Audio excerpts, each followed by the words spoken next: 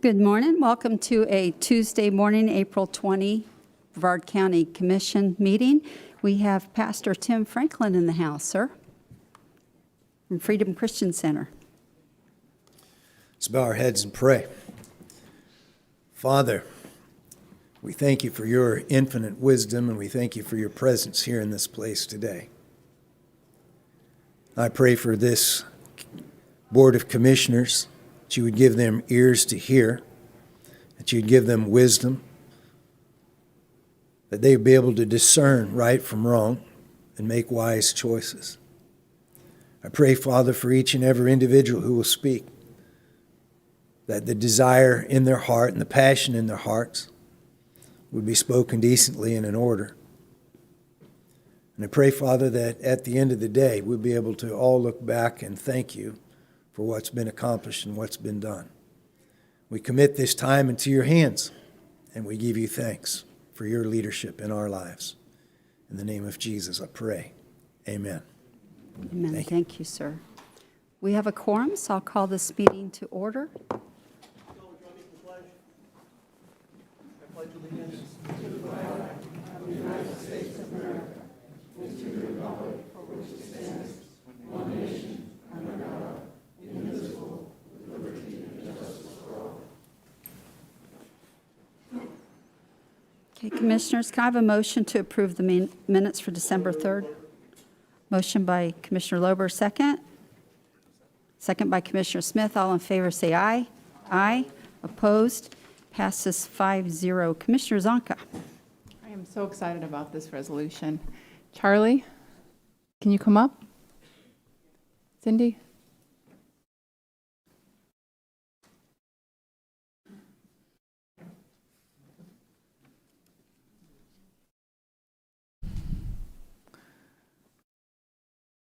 You can sit on the podium if it's more comfortable. Lean on the podium.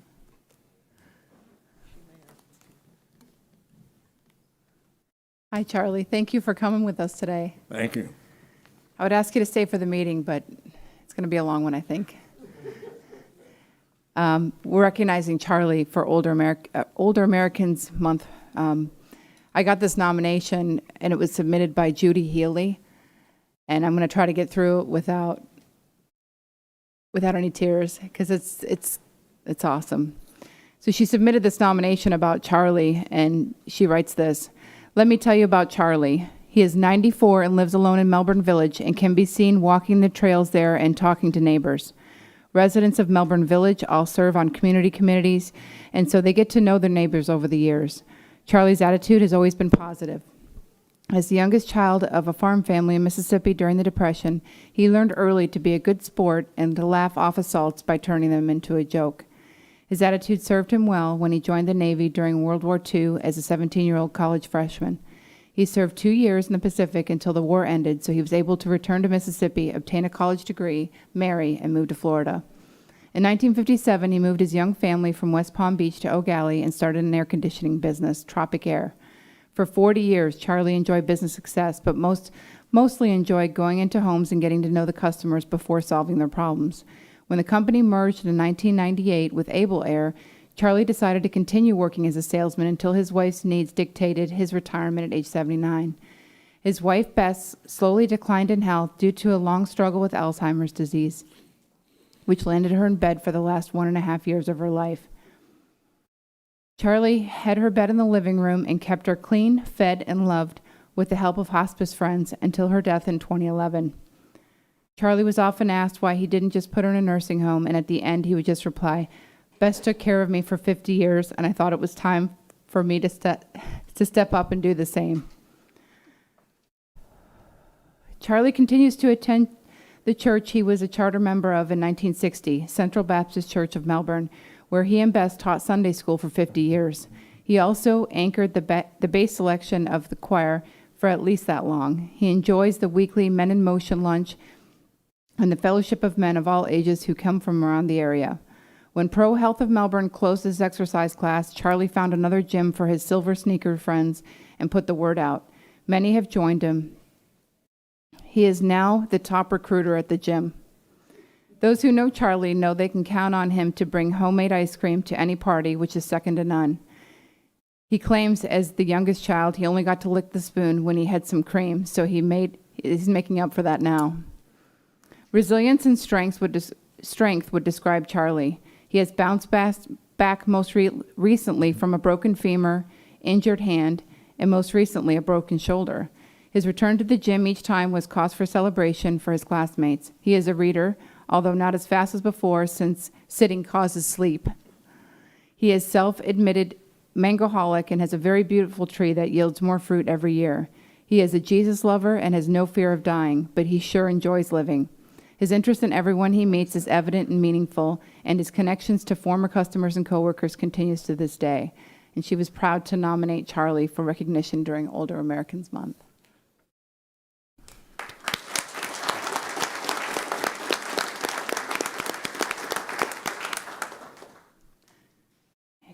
Whereas it is the desire of the Brevard County Board of County Commissioners and the Brevard County Commission on Aging to celebrate the enormous contributions of our older citizens in the strengthening and prosperity of Brevard County. And whereas Brevard County represents the 10th largest elder population in Florida, and approximately 26% of Brevard County's total population is 60 years of age or older. And whereas older citizens are a diverse and treasured link to our heritage and join with citizens across the United States in the promotion of National Administration on Aging's theme of communities and strength. And whereas in keeping with this national theme, we recognize local farmer businessman and Melbourne Village resident Charlie Buchanan for his example of the strength of older adults in Brevard County who have built resilience and strength over their lives through successes, failures, joys, and difficulties. And whereas we applaud his work to connect and engage with his fellow senior citizens throughout this town, church, and the Silver Sneakers, as we know that connection with others plays a vital role in the health and well-being of our community and our senior population. Now therefore be it resolved that the Board of County Commissioners of Brevard County, Florida, does hereby proclaim May 2021 as Older Americans Month, done, ordered, and adopted in regular session this 20th day of April, AD 2021. Chairwoman, I'd like to make a motion to approve. Second. Second by Commissioner Smith. All in favor say aye. Aye. Opposed? Passes 5-0. Do you want to say anything, Charlie? Well, I'm very grateful for this recognition, this honor. I've been a resident of Brevard County since 1957, and so I feel right at home here, and thank you for this special occasion. Thank you.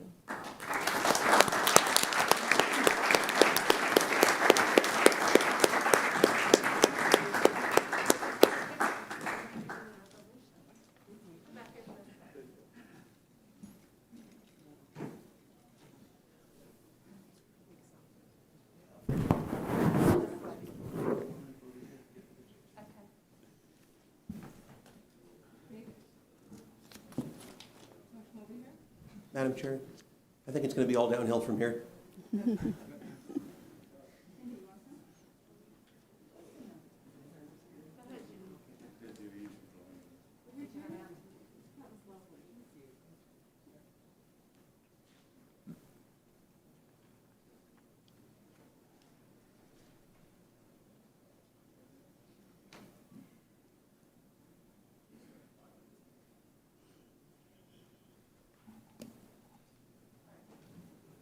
We always have the happy stuff at the beginning of the meeting.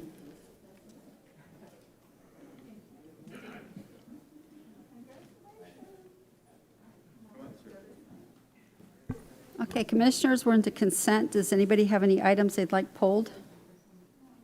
If not, I'd like a motion to pass the consent agenda. So moved. Motion to approve by Commissioner Zonka, second by Commissioner Lober. All in favor say aye. Aye. Opposed? Passes 5-0. We are moving into public comments. Ms. Sandra Sullivan.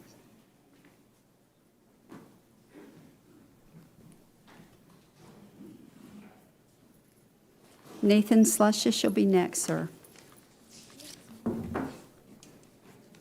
Wasn't expecting that. It's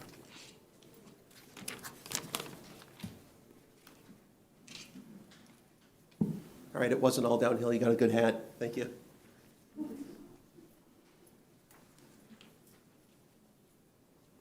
Christine, can you just get them from her, pass it out?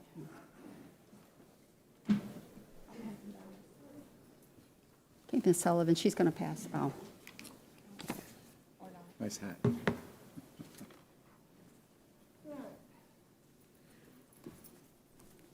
Can we, Sandra Sullivan, South Patrick Shores. The hat's only reserved for special occasions. Where's my glasses? That's why it didn't fit on. Okay. Hightower and Pelican Park beach parks are important for tourism and all of Brevard residents who use these parks. These land acquisitions were prioritized by the county and state because Brevard is half of Florida's sea turtle nesting. Hightower was second only to Archie Carr Refuge in nesting, so it was created to be a dark and undisturbed beach for the preservation of green sea turtles. It is simply wrong that the city's intent is to monetize Hightower Preserve with an Intensity Hotel and Skybridge. Federal LW 541 agreement, which required county consent, restricted use to public open space, limited recreation, and conservation use into perpetuity. The county can do the right thing in taking back these parks you gave the city in good faith, so to act as checks and balance and may act as a domino effect for other levels of government to do the same. With 2 deed violations, I'm respectfully requesting this council to bring the matter to enforcing legal remedy to a commissioner vote as an agenda item. Your interlocal agreement states this agreement shall, at the option of the county, become null and void upon 30 days written notice to the city, and the property shall revert back to the county. Regarding the offense of Skybridge putting commercial use into the preserve, county legal opinion dated July 18, 2019 states, a restricted access crossover landing would violate the intent of the resolution, the corresponding interlocal agreement, and restrictive covenants contained in the county deed, March 20, 2012.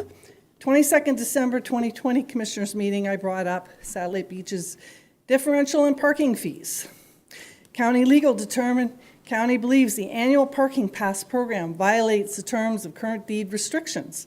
The city's response was to request the county to release offending covenants. Fortunately, some parcels in the park in the Florida State Sublease Agreement number 3485 acquired under Save the Coast program states, all user fees which subleases may wish to impose shall be uniformly imposed among users regardless of the political jurisdiction in which the user may reside. Plus, releasing the covenants may likely cost the county more for sand renourishment. In conclusion, I am requesting this commission to bring the matter of enforcing legal remedy as a commissioner vote on an agenda item. Thank you. Thank you, ma'am. Madam Chair. Who let her sit first?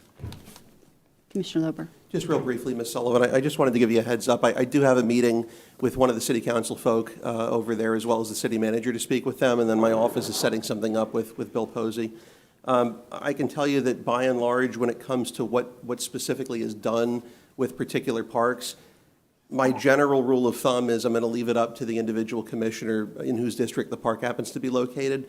However, when it comes to something along the lines of differential parking fees that has the impact or has an impact that's beyond just the particular district, that's something that can affect my constituents and all the constituents throughout the county. I can tell you, I don't think Lori Wilson this past weekend only had D2 constituents, and I don't think Hightower Park only has D4 constituents. So at least with respect to the differential parking fees, that is a concern of mine. I'm going to speak with them to see where they're at with it. But, you know, while I meet with them, I have no problem bringing up some of the other concerns as well. Thank you. Mr. Nathan Slushes, and then Sophia Mazzo, you'll be next.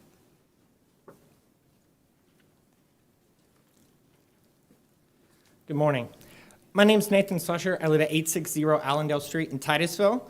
And today I'm here as the Director-at-Large for the Libertarian Party of Brevard in continuation of a conversation from last meeting in regards to the American Rescue Plan money. We have an idea to present that we thought you might enjoy.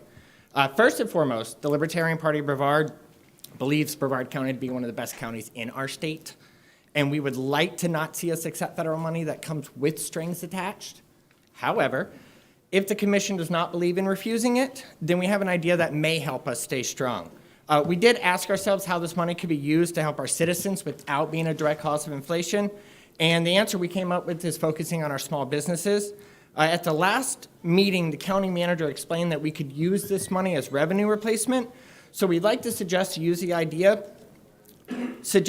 of using the money to replace the revenue of the business tax receipt dollars and the county level occupational licenses for the next 12 to 36 months, whatever budget allows. This gives the businesses that had to deal with COVID a jump and new businesses a head start. To clarify, we're not suggesting a small business grant. We're not suggesting an assistance program which you have to qualify for. We're literally suggesting just remove the cost and replace the revenue. No questions asked. Small businesses are the most important infrastructure of any economy, and we want ours to outlast what we fear is coming. As a side effect, it will cause more small businesses to start up once people start realizing the legal cost is covered. However, we don't exactly see that as a bad thing. If the county sees this to be successful and even revenue positive in the long run, we also suggest you may want to use the money to cover state costs for Brevard County residents to help keep our businesses going strong through what we think is maybe coming. Titusville City Council, for the record, did approve a program like this on April 11th, at the very last meeting, for business tax receipts to cover the cost for small businesses in Titusville. Until the end of 2021 was our resolution. Thank you. Thank you. Ms. Sophia Mazzo?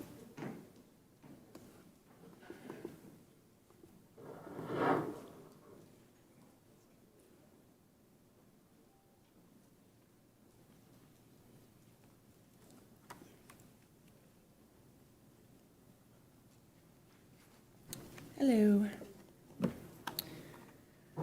All right. Would you state your name for the record, ma'am? Thank you. My name is Sophia Mazzo, and I live in Melbourne.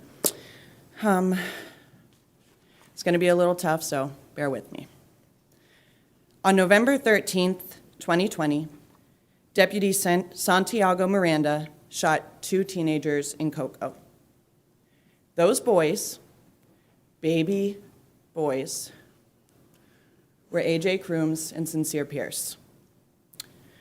I know you all know because I am not the first person to come up here and talk about this, but I do not know why we haven't seen any action done to remedy this situation or a pattern of violence that we've been observing from BCSO.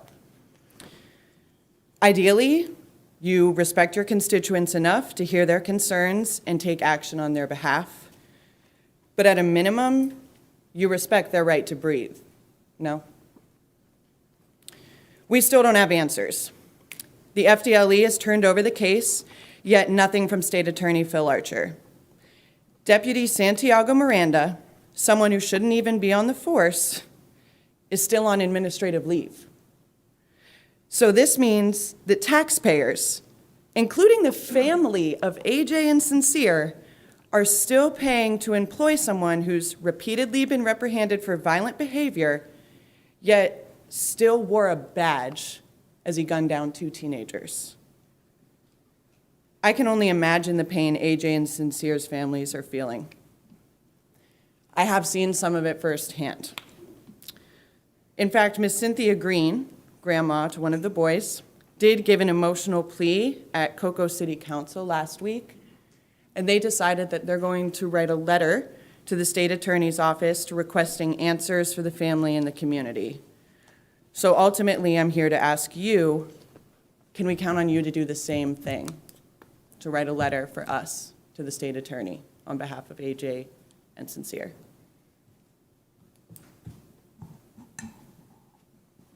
Commissioner Lober? Just real briefly, I know this is a hot button issue, and I'm sure I'll offend some people, and some people may like what I have to say, but I'm going to say it anyway because it's what I believe. The fact of the matter is, I don't know what the state attorney's office is going to release. I have no question at all that they're going to release something. I don't think this is going to be any 2 years from now, But the bottom line is, it would be totally inappropriate for us as a county body to try to influence a criminal investigation. Certainly, it would be great to have it run quickly, but I'd rather it be done thoroughly so that they do as good a job as they possibly can. In this country, the fact of the matter is, and I've done plenty of defense work over the past decade in this county, we have to allow due process to run its proper and constitutional course. Skipping due process and going straight to conviction, while it may seem great for particular circumstances, and perhaps this is one of them for a lot of folks, the long-term and the precedential ramifications of that would be horrible for all of us. I don't have an opinion in terms of what took place, whether or not it was something that was criminal or not criminal, because I haven't seen all the evidence that the state attorney's office has seen. Obviously, I have a gut-level instinct, but my gut-level instinct doesn't supplant or do away with due process. So the fact is, I empathize with the fact that this is taking longer than a lot of folks would like to see. It's taking longer than I'd like to see, but I'm not in a position where I think it's appropriate for me to start breaching that separation of powers and telling them, hey, you have outside influence that doesn't necessarily know what all it is that you're investigating. They've seen a video, they know that, but they don't know what else is involved. Go ahead, skip it, and let's just get this guy tried. That makes me very uneasy as someone that's concerned about everyone's rights, including the rights of the families that are now suffering as a result of the unfortunate circumstances that took place. So I would just urge folks to give it time to allow the process to run its course. And if you appreciate the outcome, wonderful. If you don't appreciate the outcome, there are ways to voice your opinion at that point. But I think it's premature right now. Thank you, ma'am. Thank you, sir. Mr. John Oliveto?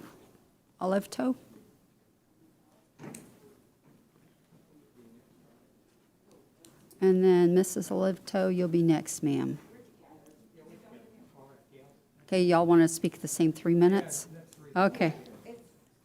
We're just here to thank the Brevard County Fire Rescue for administering vaccines to us and to my 94-year-old mother.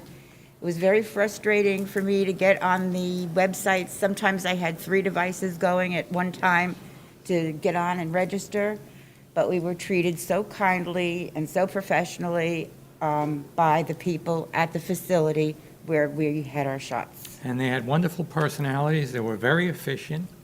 And they had great senses of humor and couldn't wait till we got back with our 93-year-old grandmother again for the second shot, which we just got.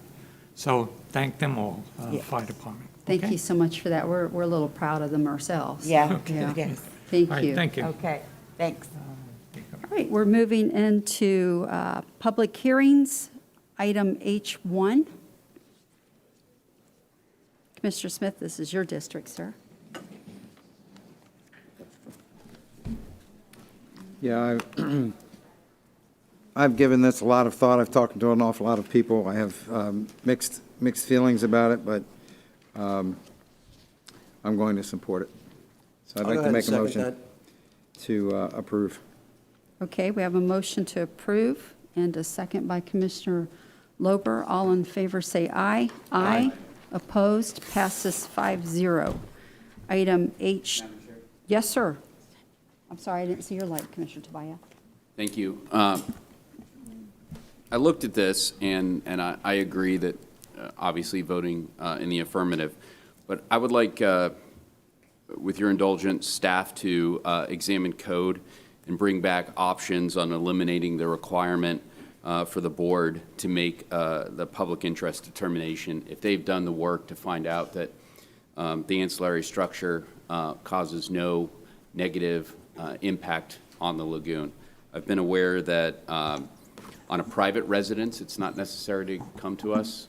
I think that same courtesy should be extended to businesses. According to staff, applicants would save about 3 to 4 weeks, and staff would save time bringing that to us. Again, this would only be if there was a negative, if there was not a negative impact on the lagoon. So I'd like to make a motion to direct staff to examine code and bring back options on limiting the requirement for the board to make a public interest determination where staff determines that there will be no net deleterious impact on the lagoon, including whether this can be accomplished through amending BCC 96. Okay, I have a motion on the table. Do I have a second by Commissioner Smith? Commissioner Lober? I would support it, provided there's a slight amendment to it. I think you're going in the right direction, but in addition to ensuring there's not a negative impact toward the lagoon, I'd also like to see staff make sure there's not a negative impact as far as stormwater is concerned. If you'd include that modification, I'll go ahead and support it. Madam Chair, I'm not against that. However, we have policy 96 in there, and this could be slotted into the Brevard policy 96. So this would just be an option, and they could bring that back. And if that would be added to residential, I would not mind, but I'd like to leave it the way it is because it'd be a heck of a lot cleaner if we could just slot it into the current policy that's there. Okay, Commissioner Lober, and then I'm going to call the questions. I appreciate it. If I can ask Virginia and staff if they think that that's sufficient. If they don't, I'm not going to support it. If they do, I'll support it. Yeah, that would be reasonable. We have that in for the residential criteria right now. So we are going to be bringing back BCC 96 to you all for approval. So we'll write it up and you can look at it, and if you want us to add or delete something, you'll have another opportunity, but we can certainly put stormwater in as well. Thank you. Madam Chair, if that's already in the residential, I would have no problem. I just wanted to keep it on parity. Okay, I have a motion on the table in a second. All in favor, say aye. Aye. Opposed? Passes 5-0. Moving into item H2, Commissioner Tabaya. Thank you, Madam Chair. Nothing has changed since the March 23rd when the board voted unanimously to move forward with this ordinance. So I would like to make a motion to approve the ordinance as attached to the agenda, Madam Chair. Okay, I have a motion. Do I have a second? Second by Commissioner Zonka. Is your light on? Okay, Commissioner Lober. All right, I'm sorry to make this meeting drag a little longer today. So this is one I actually had every intention of supporting as it was. I did have several individuals come and speak to me about this since it was advertised. One of the concerns that was brought up to me, and I think there's a real good middle ground that'll accomplish probably 98% of what we're trying to get done today. But one of the concerns was that if we have folks getting out when school buses are picking up kids and when folks are driving kids to school, it's probably not the best time to have drunks on the road. So what struck me as a potentially good alternative that extends it past the 7 a.m. to 2 a.m. hours that are currently permitted is we say Friday night, have at it, guys. All night Friday night. Saturday night, have at it. All night Saturday night. But Sunday night going into Monday morning and the rest of the weekdays, except the days that I just referenced, kick it out till 4:30 a.m. That way, when it is a school day, you don't have drunks being let out from the bars or coming out of the bars potentially just schnockered at the same time that kids are on the road going to school. So I spoke with the sheriff about it because I know that was a point of contention when this came up earlier. And he said he's fine either with the original proposal or what I'm suggesting. He doesn't have a position between them. I probably wouldn't have asked him but for the fact that he was asked on the original proposal. But yeah, I would just suggest that for school nights, we end it at 4:30 and then the rest of it, just let it be a free-for-all. Okay. Any other comments right now? Madam Chair? Yes, sir. I appreciate this amendment. This is the first time I've heard it, and I'd be more than willing to support it as if there's any data on it. One piece of data other than just anecdotal conjecture, which is the best I can get at this point. So one piece of data. If you'd continue it, I'll go ahead and see if I can find you something that's not anecdotal. Well, I'm sorry I came prepared to this meeting. I expect everyone else to. So that would be an amendment that I would not support at this time, and I would continue with the motion to approve the ordinance as attached to the agenda, Madam Chair. Madam Chair. Yes, sir. If we approve this today, you can still provide him with some data, and I'm sure we can add an amendment at a later time. I'm sure Commissioner Tabaya would be amenable to that, correct, Commissioner? If there's more than just anecdotal evidence that Well, no, that's drunks what I said. He's got to are- come up with some data. Yeah, if he has reasonable peer-reviewed data from an objective source, absolutely, that there is a substantial amount of drunks that are during those hours, yes, I would be more than willing to make that amendment. However, I don't have that, so I can't make a decision based on conjecture at this point. Commissioner Zonka? Yeah, I'll just say that's a pretty big assumption to assume that not only are people choosing to drink till 7:30, 8 a.m., you would have to also take the leap that all bars are open and everybody's wasted when they leave at that hour. I just don't see it because it doesn't probably put anyone else in more danger than a bunch of soccer moms drinking on a back porch somewhere, waiting to pick up their kids from soccer practice at 5 o'clock. So I think that is just, yeah, I just agree don't with- see it. I agree with Commissioner. That's a lot of assumptions. I mean, the stars would have to align 8 different ways for there to be a road full of drunk people at 8 o'clock in the morning. I agree with you, Commissioner. Madam Chair? And I would like to also say, I think this is a solution in search of a problem that doesn't exist. Right. But by the other side of the coin, I don't see anything harmful about it. We're not even a bar county. I mean, No. we're not even a party town. So, I mean, again, you'd assume that all bars are open, Mm-hmm. that everyone's drinking, because nobody works, apparently. Nobody has to work Monday morning. And everyone's wasted leaving at the same time as the school buses, and I think that's a big stretch. Well, if the government keeps giving away money, nobody will have to work. That's true. Commissioner Lober? Yeah, just real briefly, I'm not assuming that all the bars will be open. In fact, I assume the vast majority will be closed, and I'm not going to assume that the roads are going to be full of drunks, but I am assuming you're going to have a very high likelihood you will have some folks drunk from at least 1 or 2 or 3 or 4 bars out of our 72-plus mile long county. So the bottom line to me is if we have, 1 additional drunk on the roads at a time when kids are being picked up and transported to and from school, in this case, I should say to school, it's not just the kids in the buses that I'm concerned about. It's the folks whose mom or dad are driving them to school in a Mini Cooper. That's a concern. If they end up getting hit, if we have 1 kid that's paralyzed or 1 kid that loses a limb on account of us saying, well, we can't wait. We've had years and years with this restriction in place, but we can't wait because Commissioner Lober hasn't done his homework and predicted that this would be a concern that would be so controversial that we couldn't, for any reason, continue this out 2 weeks to maintain the status quo. I don't know what to say, but it's a concern to me. I don't think everyone's going to go out drunk, and I don't think all the bars are going to be open. I have a genuine concern, and a lot of my constituents, and in fact, constituents from other districts got in touch with me as well about this. So I can ask some of them to come in if you want to hear from them. I can also go ahead and, what started as being something more than anecdotal evidence seemed to have additional requirements piled on in response to Commissioner Smith's question. But Commissioner Smith, I would just point out, if we go ahead and pass this as it's written, the burden's then on us to get a majority to modify it in any way. So that's my concern. If it were the other way around and we could pass it with 2 of us, then wonderful. But if you vote in the affirmative today, if you vote in the negative later, it may not matter. Okay, I don't necessarily disagree with Commissioner Lober on this, but I'm thinking when we do this that the bars don't close at all, correct? Well, it's their choice. Right. So I'm thinking if somebody's been drinking all night, they're probably going to hang out in the bar for a while because they don't have to leave at that point. So I understand your point. No, it wouldn't give me any heartburn to vote either way, to be honest with you. So I'm going to go ahead and call the question. I have a motion from Commissioner Tobias, second by Commissioner Zonka. All in favor say aye. Aye. Opposed? Nay. Passes. I don't see a reason that we have to do it today. We can wait 2 weeks for him to come up with some anecdotal. If Commissioner Tobias agrees or doesn't agree, we can vote on it then. So that's why I'm voting nay. Thank you. What do I do if I want to change my vote? Motion to reconsider. Okay, can I make a motion to reconsider? Second, Lober. Okay, all in favor say aye. Aye. Opposed? Nay.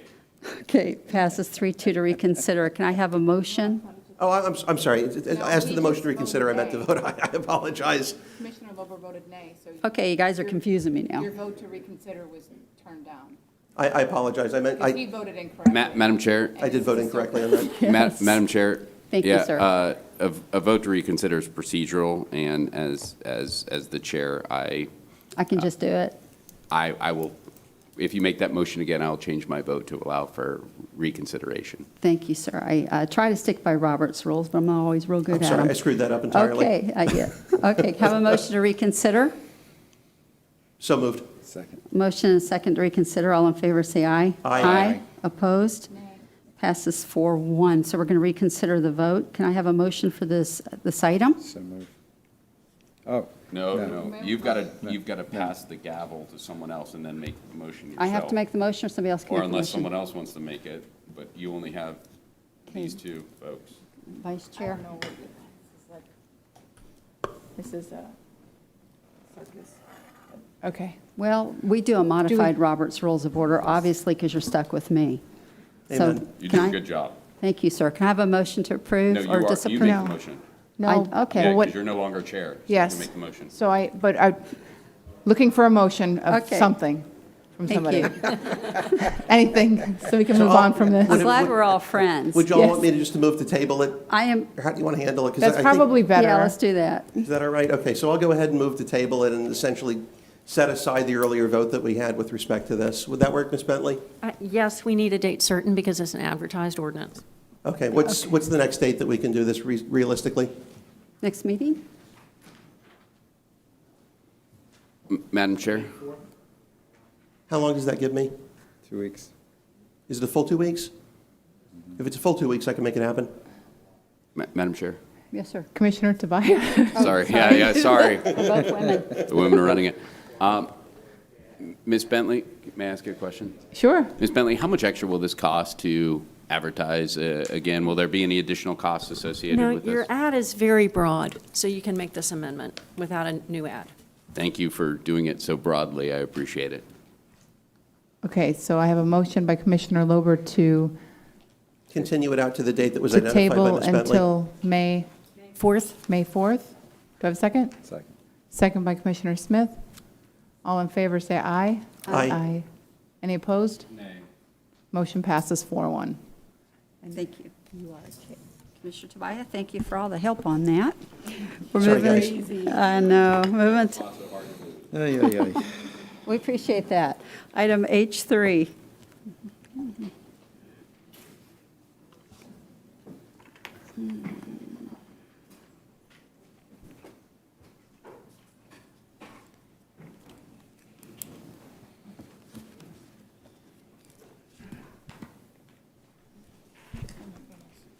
Good morning, ma'am, and there we go. There's those slides. It's terrible when you get old and have to wear glasses. Good morning, Commissioners. Madam Chair, would you like me to introduce this first before we get going? Yes, ma'am. I figured you might. We have a brief 4-slide slideshow here that will kind of tee this subject up. So if you bear with me, we'll try to get through this pretty quick. And again, good morning, Commissioners, and thank you for letting us have this opportunity to speak with you here today. Item H3 is the public hearing for approval for the proposed fire rate adjustment. I'm Matthew Wallace, the Director of Public Safety, and with me is Brevard County Fire Chief Mark Schulmeyer, as well as Deputy Fire Chief Scott Jurgensen. I'd also like to thank the entire fire leadership team for their hard work over the last year as we've gotten to this point. At a regular commission meeting on March 9th, the board approved advertisement of today's public hearing to consider up to a 35% fire rate adjustment using existing approved fire assessment methodology with annual adjustments equal to changes in the consumer price index or 3%, whichever is less. The department has met all statutory requirements for public notification for this public hearing, with all actions in close coordination with the county attorney's office. Since the fire assessment was initially discussed at the public notified, BCFR received over 100 phone calls in regard to this fire adjustment. Of those, 80% have been either positive or with the constituent understanding the need for a fire assessment. We did have an interesting weekend this past weekend as BCFR was involved in the responding of a downed World War II aircraft that made an outstanding water landing, by the way, off Patrick Air Force beaches that also made national news. Brevard County Fire and Ocean Rescues were one of the first crews on site, working hand in hand with federal emergency responders from Patrick Air Force Base and the Coast Guard. The pilot was rescued and treated on site, and he was able to walk away from the downed aircraft with his life and no significant injuries. He was able to return home to his family. Just one important reminder of the important work that our fire rescue team does on a day-to-day basis. Our second slide is before we get to the agenda item, we wanted to review how we got here. The most common question received during the phone calls that we had was, why do we need a fire assessment? This slide is a good graphical representation of the story of where we are today. It starts back in 2008 when the board approved a fire assessment rate that was 15% less than was recommended. It was approved at that time with no additional increases. The recommendation was, if a 15% reduction was approved at that time, to include a 3.4 annual increase starting in fiscal year 2011, or year 3 of that fire assessment, to close the gap between future revenues and expenses. There would have been 8 years of this annual increase had it been approved. However, from fiscal years 2009 to 19, there was no increase in the fire assessment rate. In 2018, the board approved a fire assessment increase effective fiscal year 2019. The increased fire assessment rate was 6% in year 1, with an annual CPI increase, or CPI, whichever was less, until an overall 15% percentage increase was reached. To date, the department has executed 10.25% of the 15% previously approved by the board in 2018, leaving 4.75% still to be realized. The board and staff discussed at that fire assessment meeting that there would be a need to relook this fire assessment issue in 2021. The department has survived these years by prioritizing the most critical operational, capital, and infrastructure mission needs on a year-to-year basis. That gets us to today's discussion. We have broken down the agenda item into 3 parts, or 3 actions for ease of discussion to be considered in any order that is most beneficial to the board. Action 1 would be board discussion on the proposed rate option to approve. We have teed up the rates that have already been discussed previously as options A and options B. Option C would be for the board to consider any other fire assessment rate less than the 35% that was previously approved by the board. Each option, as previously considered by the board, would have an annual CPI increase of 3% or whichever is less.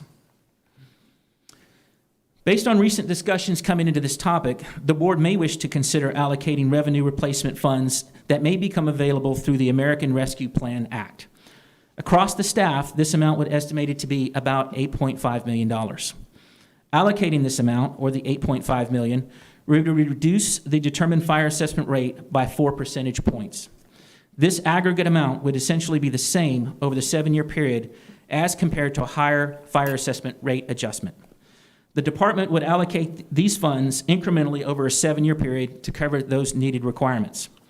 If decided as such, we would adjust the resolution accordingly while allocating these funds as they became available. Action 3, Madam Chair, would be to authorize you, ma'am, to approve the rate resolution subject to the changes to reflect the board's approval upon review by the county attorney.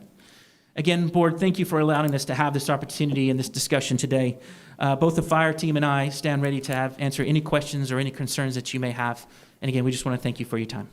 Thank you, sir. Commissioner Lober, your light's on, but let me ask Yes, the ma'am. board quickly. We have 42 cards, and typically when we have this many, we get an agreement to do 2 minutes for public comments.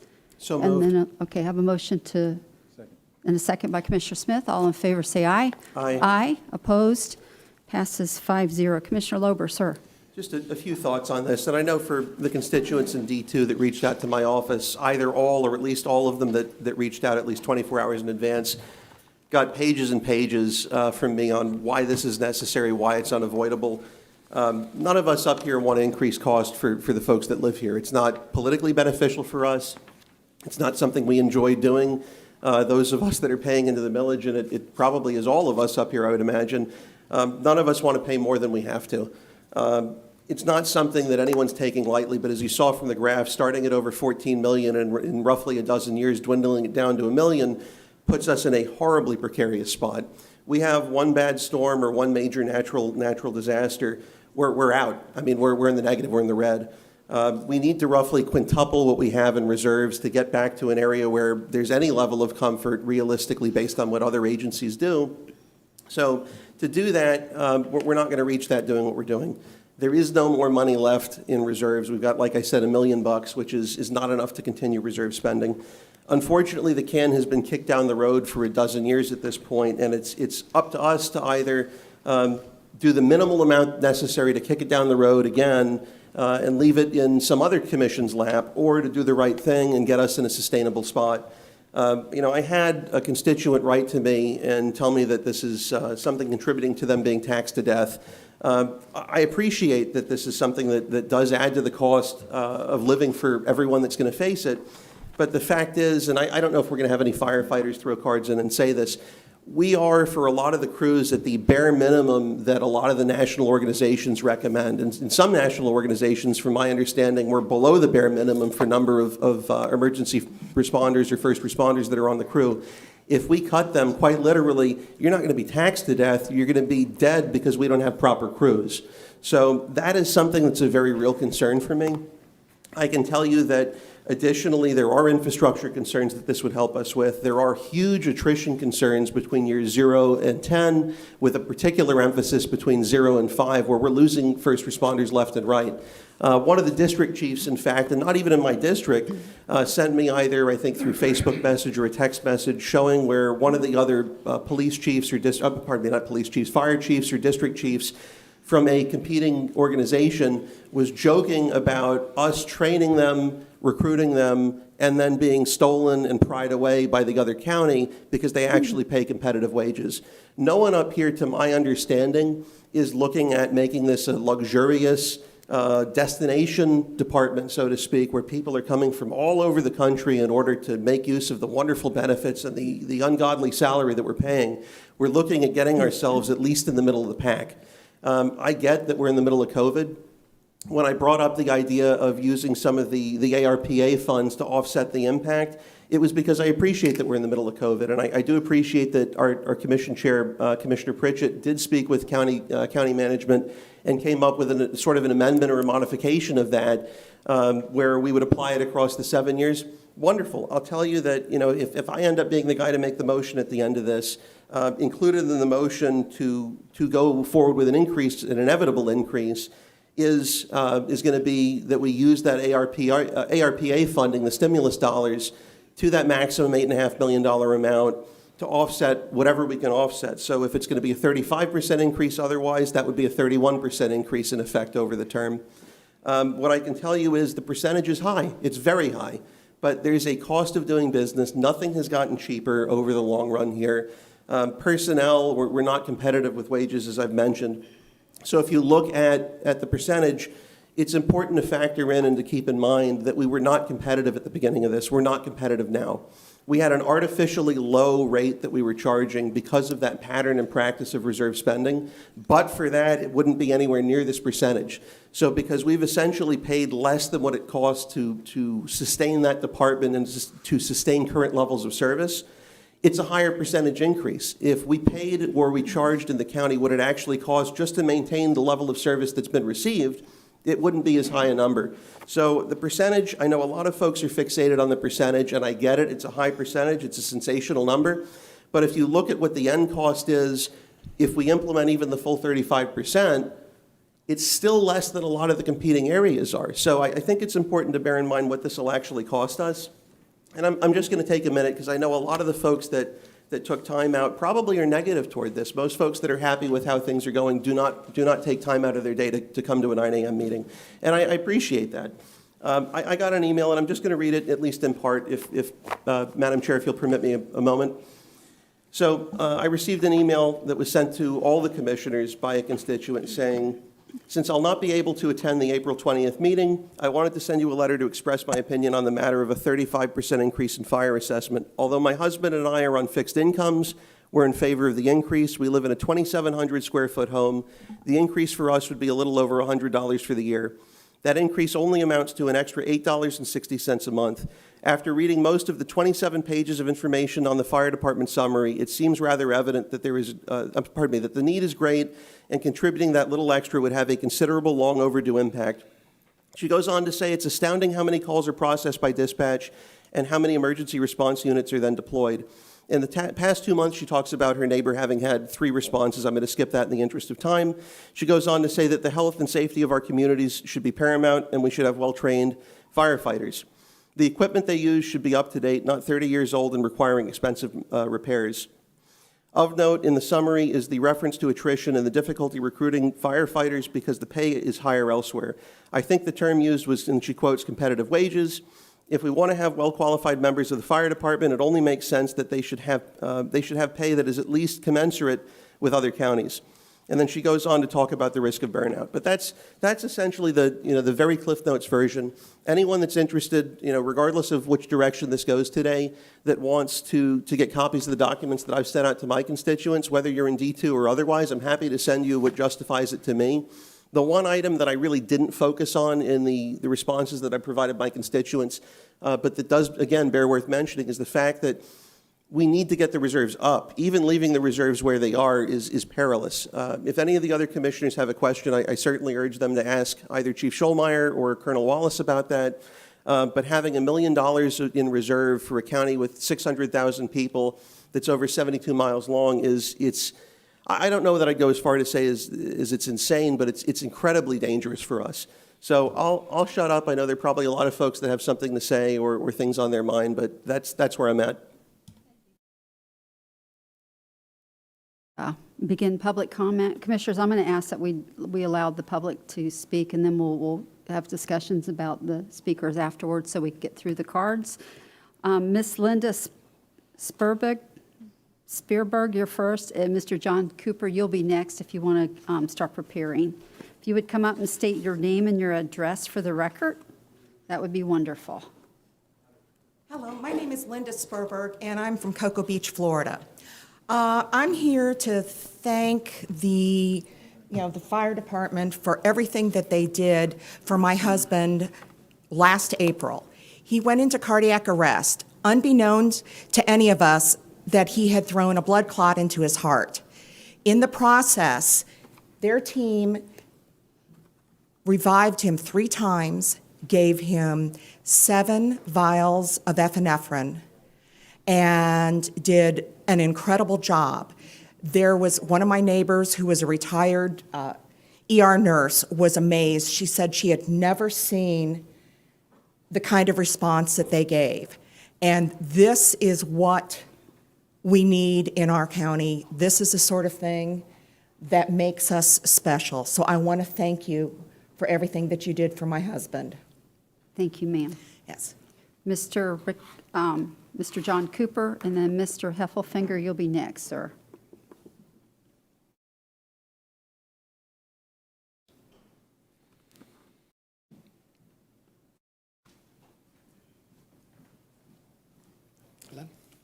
I'd like to oppose the fire special assessment. I think any increase is unwarranted, but I think a 35% increase is outrageous.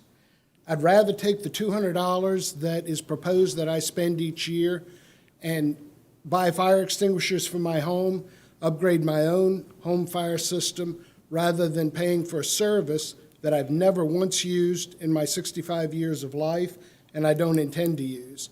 I keep my house safe, and I don't need to pay this much money. I direct your attention to the Washington Post article on September the 4th, 2015, where they say, amongst other things, there's half as many fires as there were 30 years ago, but about 50% more people being paid to fight them. The demand is plummeting because of the fire codes and things, and I think that any increase is, to me, unacceptable. If the fire department feels like they need to save some money, feel free to close the firehouse next to me, and I'll take care of my own fire needs. Thank you. Thank you, sir. By the way, for the record, I'm John Cooper. My address is 3278 Sea Oat Circle, Melbourne Beach, Florida. Thank you, sir. Mr. Heffelfinger, and then Mr. Brian Fleming, you'll be next, sir.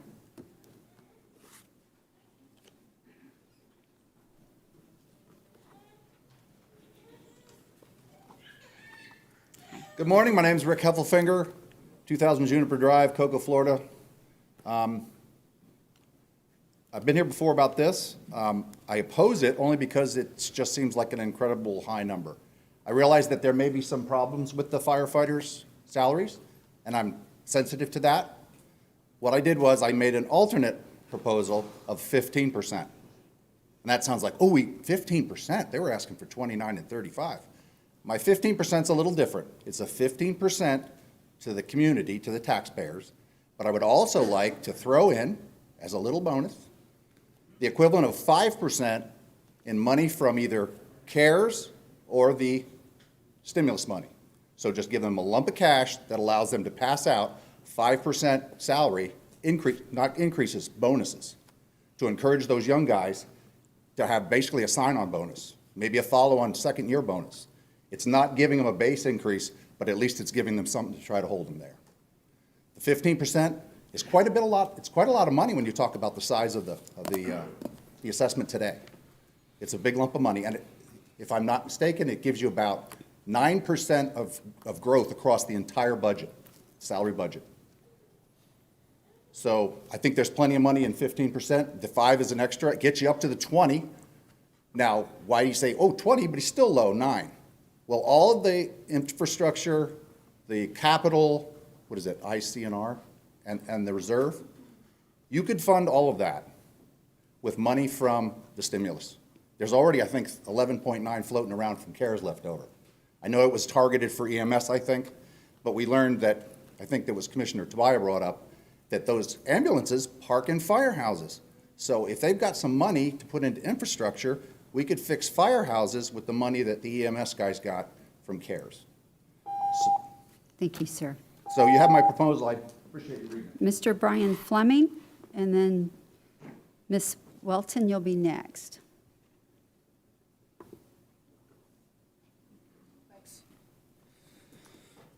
Good morning. I'm here as the chair of the Libertarian Party of Brevard County. We oppose the 35% increase of the fire assessment tax for unincorporated Brevard. When we heard of this increase, we did our due diligence and started thinking as to the reasons for the increase. We read the proposal and it had zero specific as to the exact cost that this increase would cover. It generally stated it would increase salaries and slowly refill the reserve coffers. How much are salaries increasing? At what rate will the reserve coffers be refilled? If pay increases happen artificially, won't the cost of living increase also, thereby eliminating the solution that you intend to help? But are there other solutions to this problem?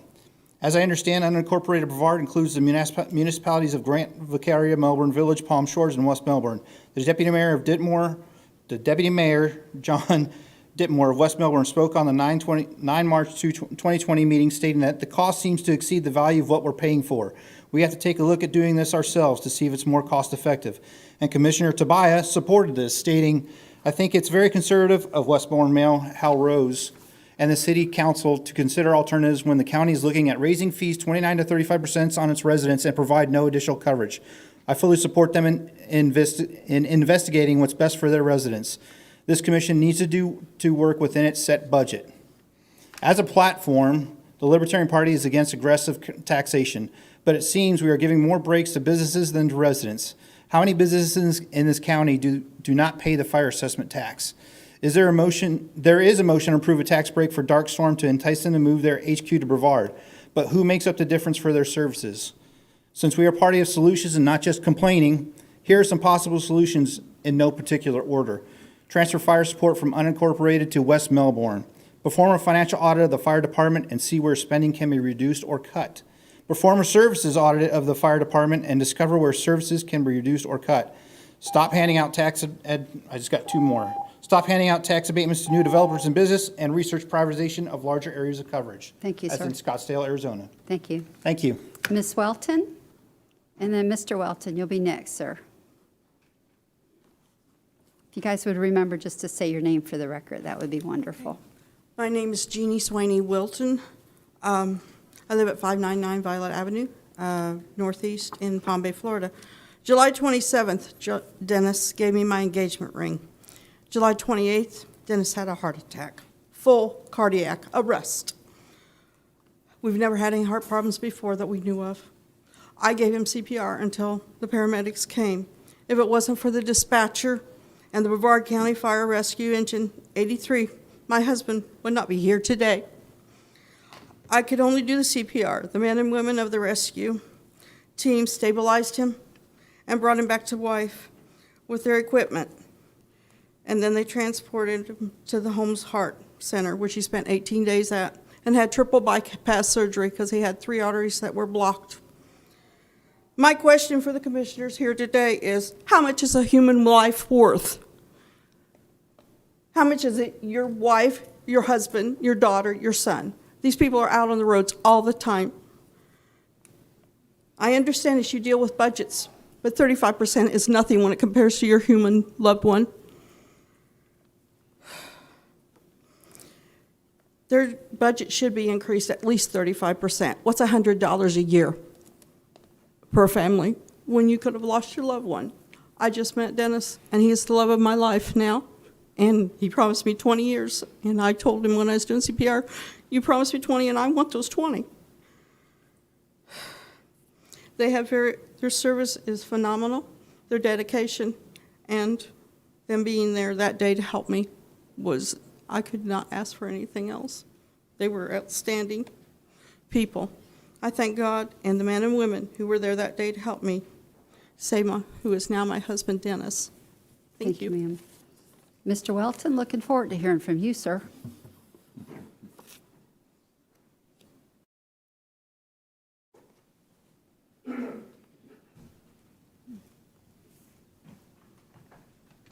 My name is Dennis Wilton. I live at 599 Violet Avenue, Northeast, Palm Bay, Florida.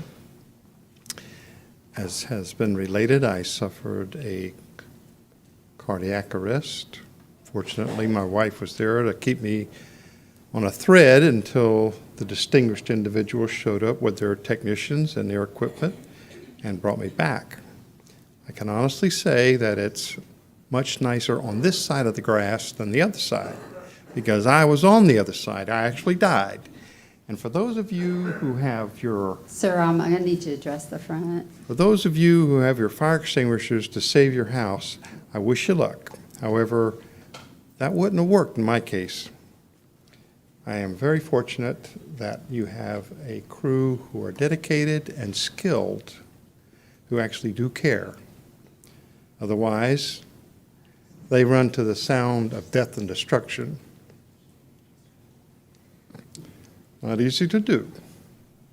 And the general public does appreciate their work, because you only need them when you need them, but when you need them now.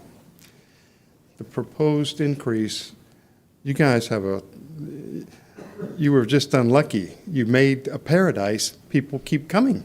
What are you going to do? You got to expand. You got to build. You got to have resources. You're a victim of your own success. But we don't mind paying, because it's worth it to live in paradise. Thank you. Thank you, sir. We're glad you're above ground still, too. Mr. Daniel Murphy, and then Michael Berry.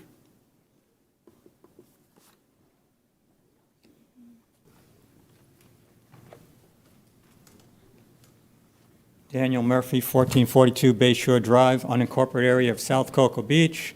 Mr. Lober, we met 2 years ago. The point I'd like to make with you all here, everything sounds great, but basically I'm being taxed for no fire service. The ISO rating in our unincorporated area of South Cocoa Beach is either a 9 or a 10.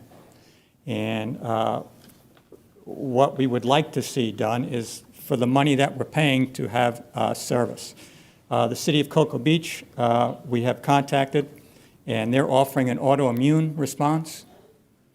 I talked to the city clerk 3 days ago, and he agreed, and they want to be paid 40% of the revenue that you are presently collecting in our fire assessment.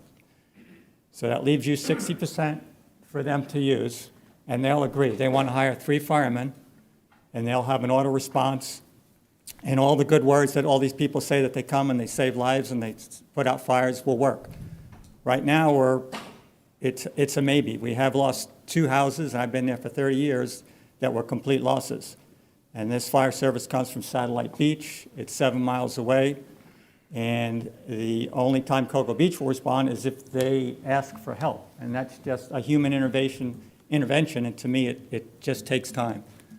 And so I have talked to Mr. Lober itself about it. Again, what we request is if you're going to tax us for the fire service, give us the fire service that we're paying for. Please look into offering Cocoa Beach an autoimmune response. I think the money will be well spent if you're talking about 40% of the revenue. Thank you, sir. Thank you. Mr. Michael Berry, and then Ed Dolan.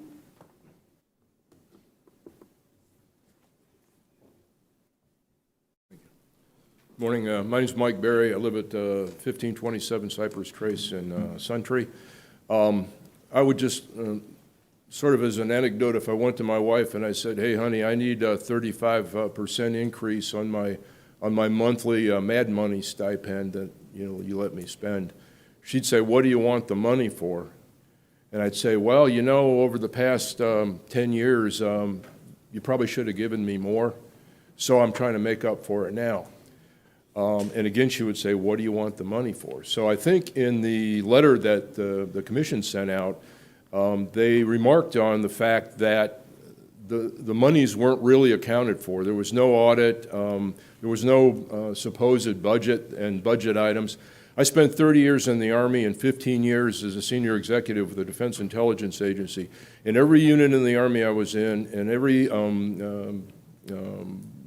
entity in DIA that I was in, we had to come up with a yearly budget projection of what we were going to need in terms, in the Army, not so much salaries, but equipment, operational costs, et cetera, transportation costs, in DIA, bonuses, what we needed to spend the money on. And from what I take from the letter that the commissioner sent out, this has never been done. So it may be you guys might sit down and crunch the numbers and say this is how much money we're going to need.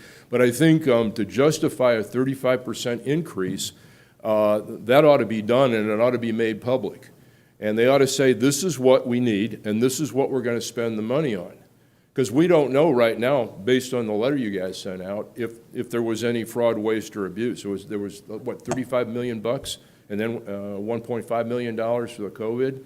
So where'd that money go? If it went to salaries, fine. I'm all in favor of it. I was a combat medic in Vietnam, so I know what these guys go through when they go out on a call. But we ought to know what they're spending the money for. Thank you. Mr. Ed Dolan and Ronald Reed, you'll be next, sir. Mr. Dolan? Mr. Dolan's not here. Mr. Ronald Reed?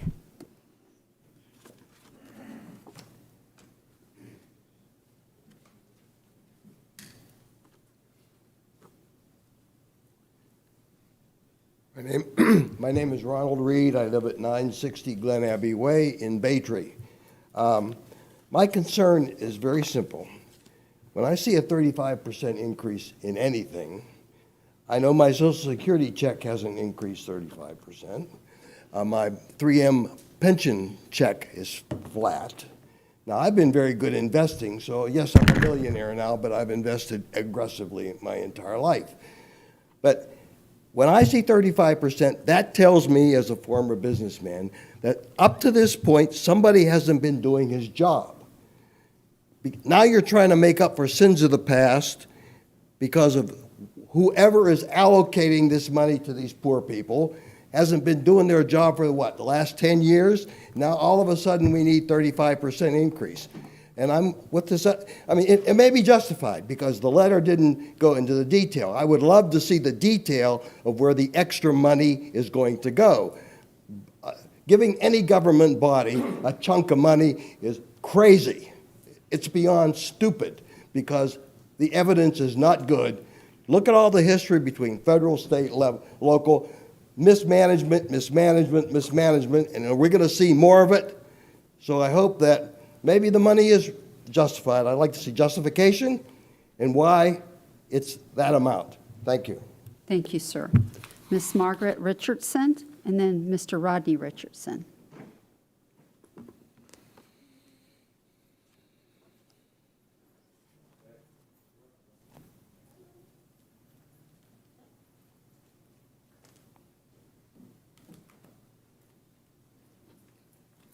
Please state your name for the record. My name's Margaret Richardson. We are actually residents in Lakeland, Florida, but my husband was saved here in Brevard County. On June 1st of last year, he suffered cardiac arrest while running by himself during his Coast Guard duty. No prior health issues whatsoever. Our daughter was 9 months old. Thankfully, we had 2 angels drive by and start CPR, but if it weren't for the fire department coming out that day and saving him, our family would be broken. So we're also expecting another little boy that we wouldn't have if it weren't for them. So we appreciate all of the hard work that EMS and fire department put in for the county, and we think any amount of money is worth it for our family. Thank you. Thank you, ma'am. My name's Rodney Richardson.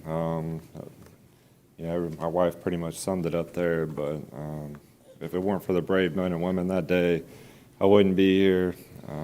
I think any amount that the fire department's asking for, they should get.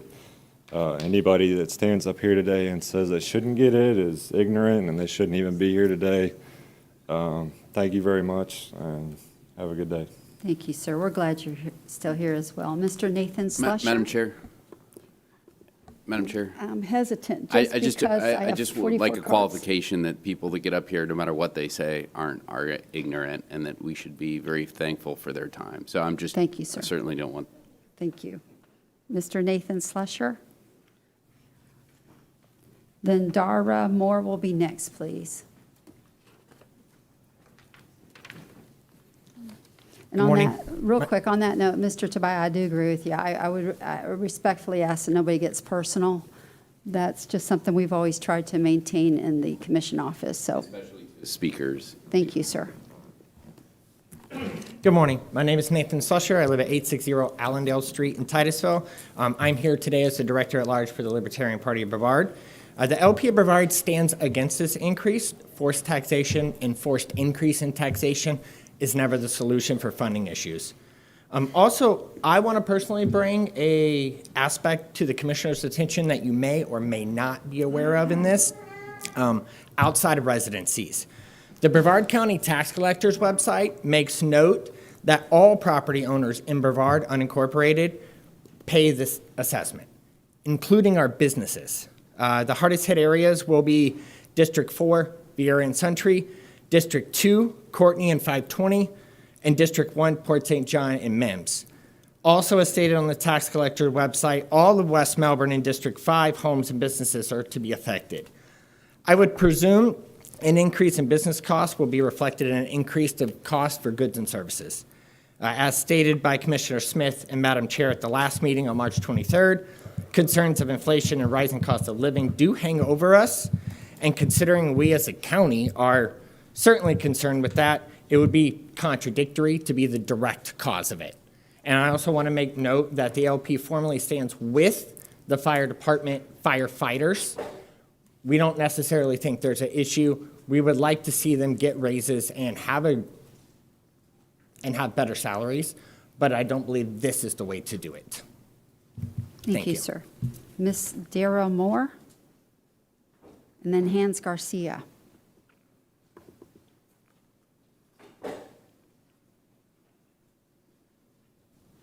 I'm guessing you are Mr. Moore. I am Mr. Moore, Thank you, sir.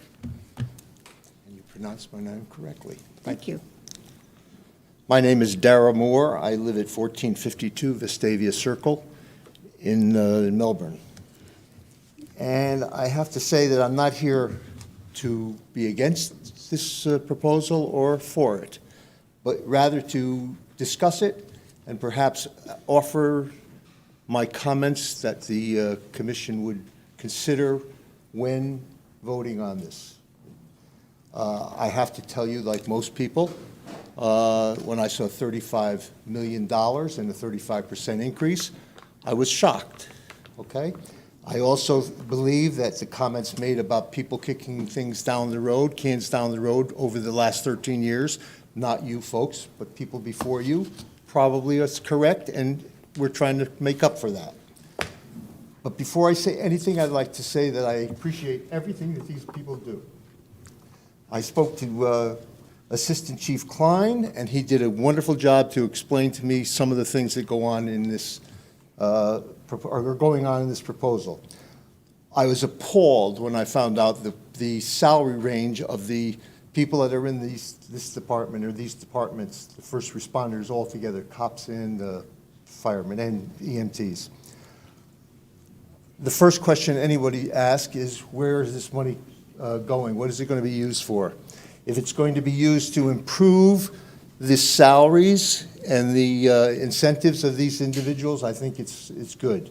I also know that some of it's going to go for expansion of the equipment and the facilities. That is where I think we have to look most of all. We have a a county that is growing tremendously. People are making money hand over fist, developing all kinds of property. I want to know what kind of money they're offering Thank to you, pay sir. in development fees. Thank you. I think you should look at development fees. Thank you, sir. Mr. Hans Garcia, and then Mr. Dale Wickersham.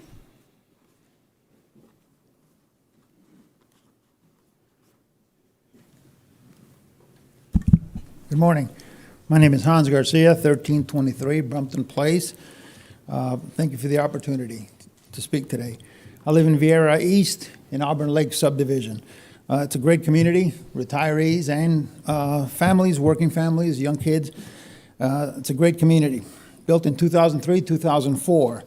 I would say all the lots, certainly in Auburn Lakes, are constructed, fully constructed, no new construction. And I would say the same for most of my neighbors in Vieira East, east of I-95. Not to be divisive in my comments about Vieira West, but Vieira West continues to add hundreds, if not thousands, of new residents, new homes. If the ever-expanding communities in Vieira West continue to place additional demands on unincorporated Brevard's fire rescue, I respectfully ask the board to consider the burden. A 35% increase, across the board increase, represents to a lot of the retirees in our community. If an increase is unavoidable because of the great work that these gentlemen do and ladies, then the possibility of a scaled percentage increase, where the heavier tax burden would be placed where the heavier demand exists, not a pre-existing situation where these homes have already been built for 17 years. But where is the demand right now for fire rescue? Where are the new calls in these new communities? Maybe that's a possibility. Just want to address that. Thank you for your time. Thank you, sir. Mr. Dale Wickersham, and then Mary Flowers.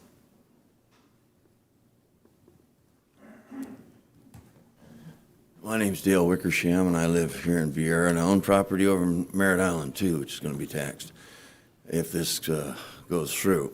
I look around, and I see all of this property that has been heretofore unimproved property, so taxed at a very low rate, and now I see $3 and $4 and $5 and $600,000 homes being built that is brand new tax revenue for our county that's going to come in this year. And I don't understand how you can't, how you're able to tell us that you need increase when we've increased the agricultural property, probably increased the value by over 30%, and given you additional revenue from these new houses, big, expensive houses, not to mention the assessments going up on the houses that are already built. And now you say, I need some more for this particular individual project, fire department. I'd like to see how much extra income that you guys are going to get through this new and improved property values, and see that you can't use some of that income to subsidize those additional needs.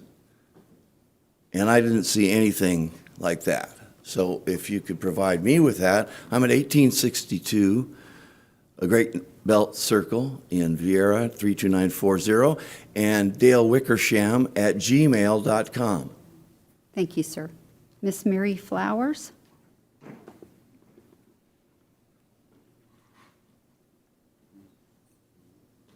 Miss Michelle Green, you'll be next, ma'am, if you want to move towards the front somewhere.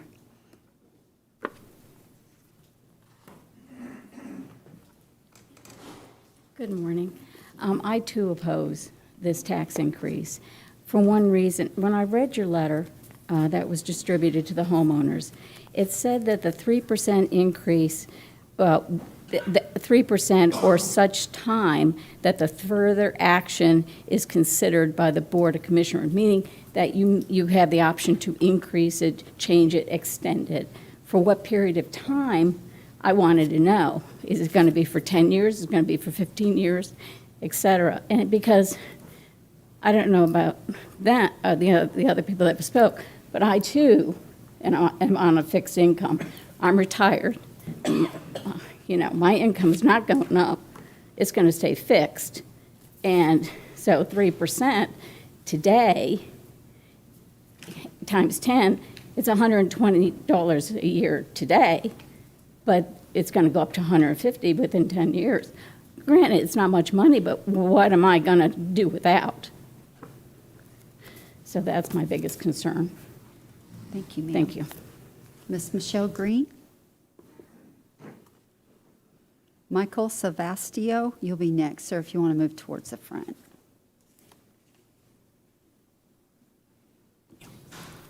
Hi, my name is Michelle Green. I'm from Hannah Drive in Merritt Island, and I'm just speaking on behalf of the fire department.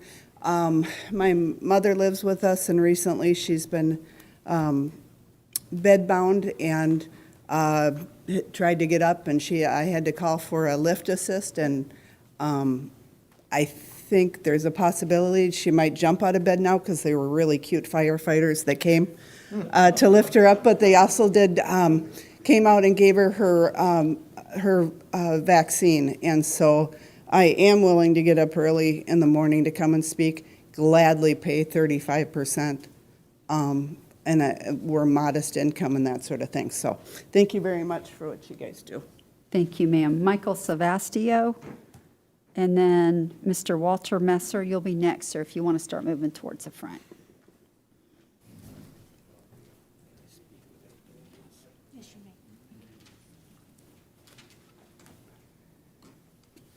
Good morning, and thank you for this opportunity to speak. My name is Michael Savastio, and I live in Windover Farms. I've wanted to keep this at a higher level instead of details. So I have two initial comments. During the past year, we have become alarmingly aware of exactly how personally vulnerable we all are. And firemen and police shield us from a lot of the chaos. I don't believe anyone here denies the firefighters are incredibly brave and deserve salary increases for their courage.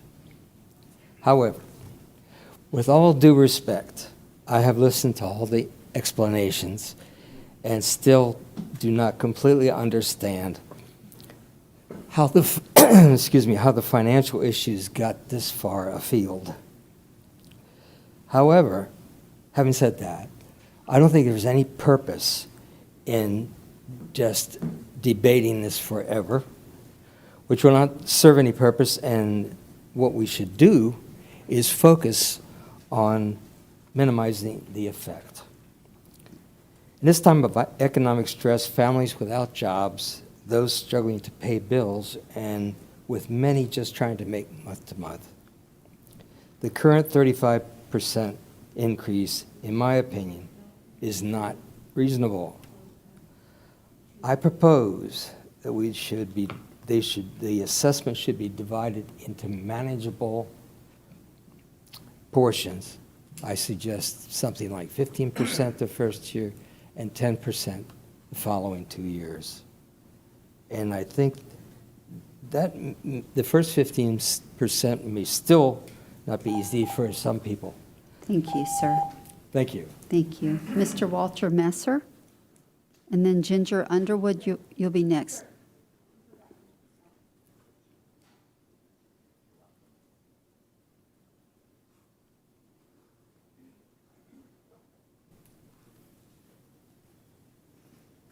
Hello, I'm Walter Messer. I'm here to speak on behalf of my wife, too. She's handicapped. I just come to talk about my experience with fire rescue.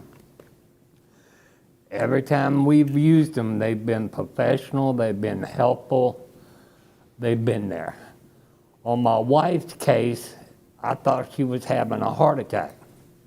We dialed 911. That was during the pandemic when it was real bad, you know, the virus. So they come to the house and they brought an NKG machine, they checked her out.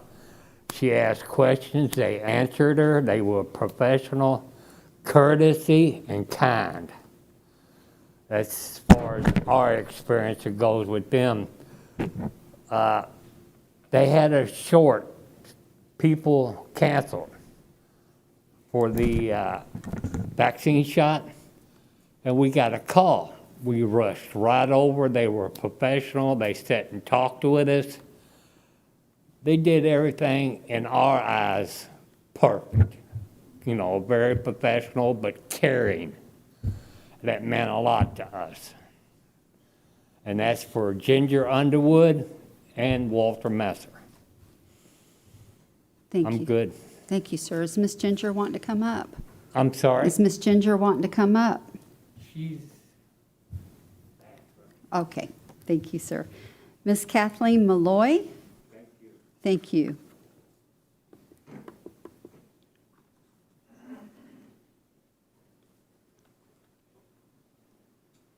Andrew Dreisbeck, you'll be next. Good morning. My name is Kathleen Malloy. I live in Melbourne Beach, and I'm representing myself, my husband, and the residents of the Wexford community. We're here today for the Fire Services Special Assessment. First of all, I want to thank all of the firefighters, EMTs. My dad was a New York firefighter.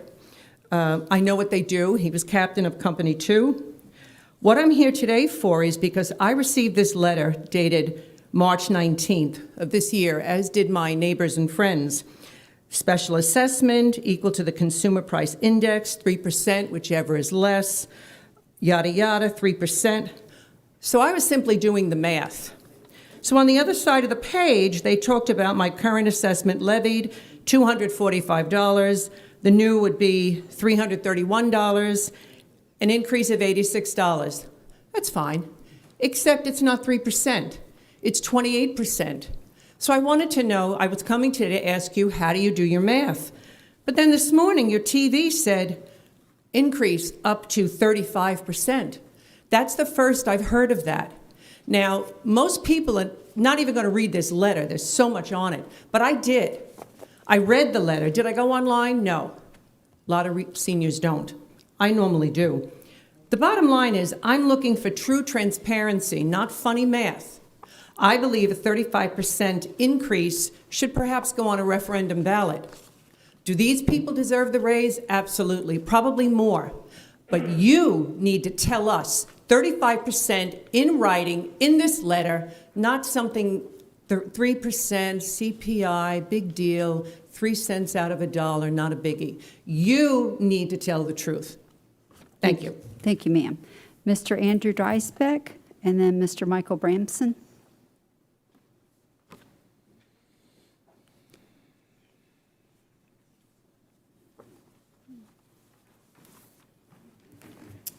Good morning, Commissioners. Andrew Dreisbach, Brevard County resident and grateful taxpayer. Brevard County is a great place to live, work, and play. It's no news to anybody that this secret is out. According to the Florida Legislature Office of Economic Demographic Research, March of 2021 report, population of Brevard County has increased almost 10% from 2010 to 2019, and it experienced an additional 2% increase in 2020.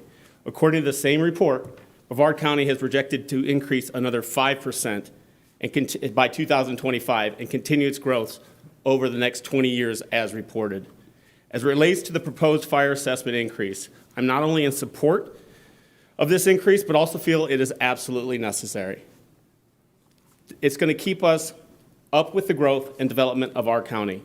Establishing the adequate infrastructure for the protection and services of all citizens living and visiting Brevard County is of utmost importance, and something that this should be the main focus of all of these discussions. The fire assessment has not had a significant increase since the recession that took place almost a decade ago. It is long overdue. As residents of this county, it is all of our responsibility to take care of and plan for what we love and what we have. Let's be out ahead of this growth and development. I ask each member of this commission to please take advantage of the responsibility you have and do what is in front of you. Provide the fire department and public safety the funding needed to be successful in having the resources, personnel, training, and equipment to protect what we love. The people, the property, and of course the families of Brevard County, USA. We are the Space Coast. Thank you, sir. Mr. Bramson, and then Mr. Ryan Barrick. You'll be next, sir.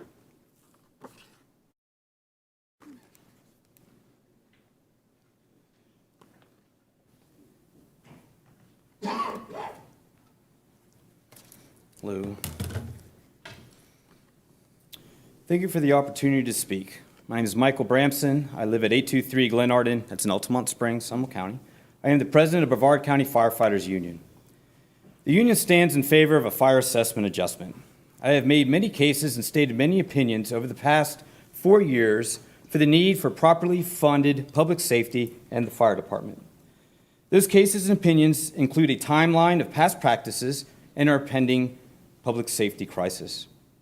I do not envy the decisions you are about to make and its impact on the community, and both financially and to ensure the survivability of fire rescue. Today, we would like to address the county as well as the board on behalf of the view of the firefighters, paramedics, EMTs, dispatchers, inspectors, and ocean rescue. The point of view of the fire department's buy-in to the systems that we have in place. In addition to the need of public safety support, your fire department has accelerated its recruitment efforts, hiring efforts, and has an actual realized increase in interest to work and live inside Brevard County. The interest is attributed to the very public support of fire rescue from this commission and from the community. Along with increased branding efforts, your fire department has also expanded its training and operations, and due to COVID response, as many others have, vaccination needs of the public, and the growing need of first responders to respond to cardiac and stroke survivability. The details of these efforts are operational in need. From the union's point of view, the open support, including function and funding, we can see a solid 3-year, even a 5- and 7-year plan. Please keep in this mind as you address the essential functions of government, including public safety. The difficult task in front of us to ensure the expected service delivered to the citizens who call for help is going to be decided by the decisions and directions you make today. Thank you very much. Thank you, sir. Mr. Barrick, and then Shirley Valley, you'll be next, ma'am.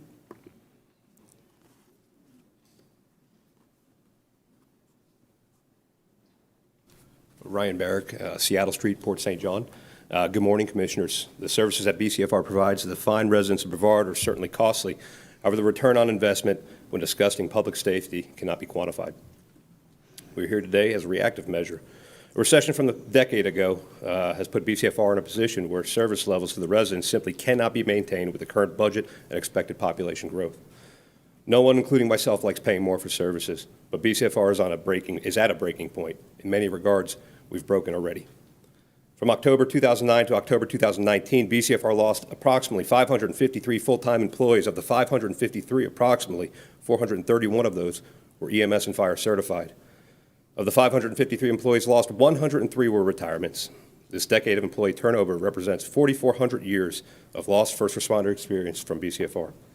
In fiscal year 18-19, BCFR lost approximately 84 employees, 72 of which were fire EMS certified. Currently, BCFR loses roughly 6 firefighters a month. In fiscal year 18-19, BCFR lost approximately 33 fire EMTs, 1 was a retirement, and 23 fire medics, 4 of which were retirements. This represented an approximate loss of roughly 23.5% of BCFR's fire EMTs and 13% of the department's fire medics in 1 year. The majority of the employee attrition can be classified as neutral attrition, meaning those leaving in good standings before they're retirement eligible. Employee attrition has led to profound staffing deficiencies within BCFR. The aforementioned leaves voids in the system that are filled by overtime, both mandatory and voluntary. During the 7-day period from April 12th through April 19th, approximately 108 BCFR firefighters and dispatchers were told they could not return home to their loved ones. They were mandated to stay at work for an additional shift. Our men and women have become slaves to their jobs. In addition to retention issues, BCFR has had difficulty attracting qualified candidates to replace those lost, so much so that some months ago, BCFR had no choice but to drop their minimum cut score for a new hire testing assessment from a 70 to a 65. Thank you, sir. Thank you so much. Thank you for your time. Yes, sir. Ms. Shirley Valley, Pamela Hughes, you'd be next, ma'am. Okay. Ms. Pamela Hughes.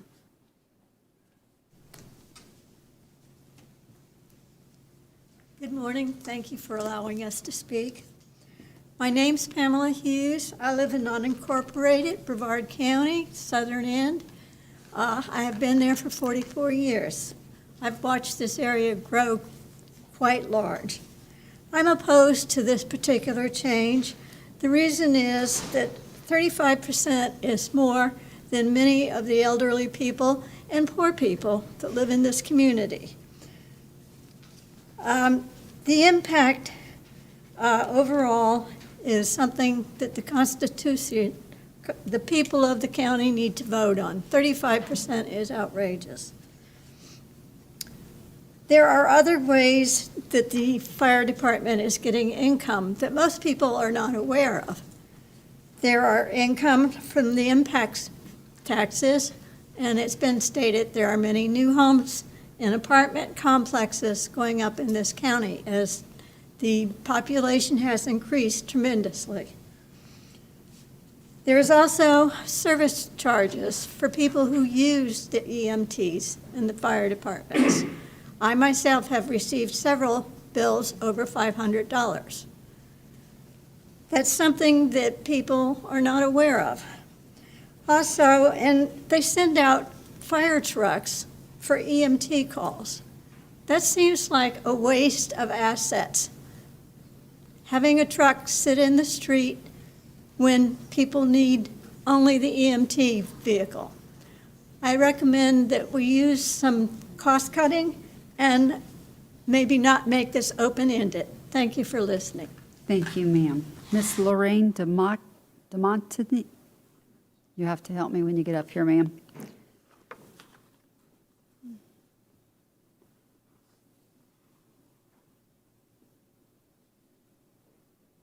DeMontigny? It's Lorraine DeMontney. The G is silent. And I'm also from the southern end of Brevard County down in Micco. I just wanted to point out that a lot of people have come up here with the stories of how lives were saved. And there is certainly no question whatsoever that these men and women play a vital role in our community, saving lives, protecting our property. I think what the issue is the fiscal responsibility. I've looked at the budget. I haven't heard many people speak to the budget. It's a $70 million budget, as I understand it. And as that was my mother who just spoke, she mentioned there are several other streams of revenue for this budget besides this special assessment. Impact fees, billings for services used, and also with our property taxes. So I think there needs to be a better accountability with the monies that they have. Definitely, I think they deserve, to have raises in that. But the question is where has the money gone and where is the money going to go? So if there's a way to address, if the board can find a way to address this, perhaps at a later date, I don't know if you can table this. I think there's more questions that need to be answered before it can be moved forward on. But absolutely appreciate all that the men and women do, and the services that they provide are absolutely necessary. I think it's just the fiscal accountability that needs to be addressed. And other than that, I think that they're doing a great job. Thank you. Thank you, ma'am. Mr. Gregory Sakala? Mr. Garrett Lamp, you'll be next, sir.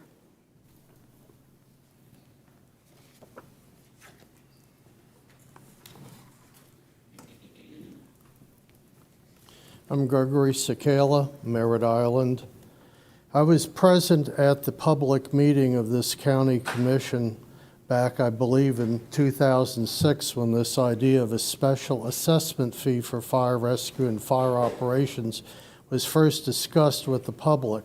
I was against a fee versus property tax at that time, and I still am. I fully understand there's no such thing as free. Somebody has to pay for everything, and it is us, the taxpayers, who pay. My issue is about how we pay, not why we pay or how much we pay. It is strictly how we pay. Property taxes are deductible from federal income taxes, but fees are not deductible. So why do you assess fees instead of having fire rescue and fire operations paid as a line item on the property taxes? I see no reason you could not add funding required as part of property taxes. We do not pay a fee for police protection. We do not pay a fee for parks and recreation. We do not pay a fee for school, but we do pay a fee for fire rescue. The second thing is, why are fire trucks dispatched almost every time with the ambulance? How often are the services of this fire truck really needed?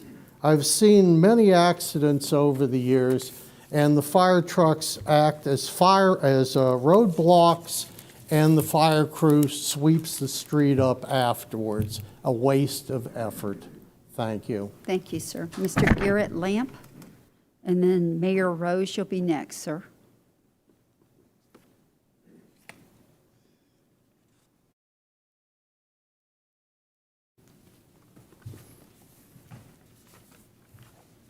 I haven't started.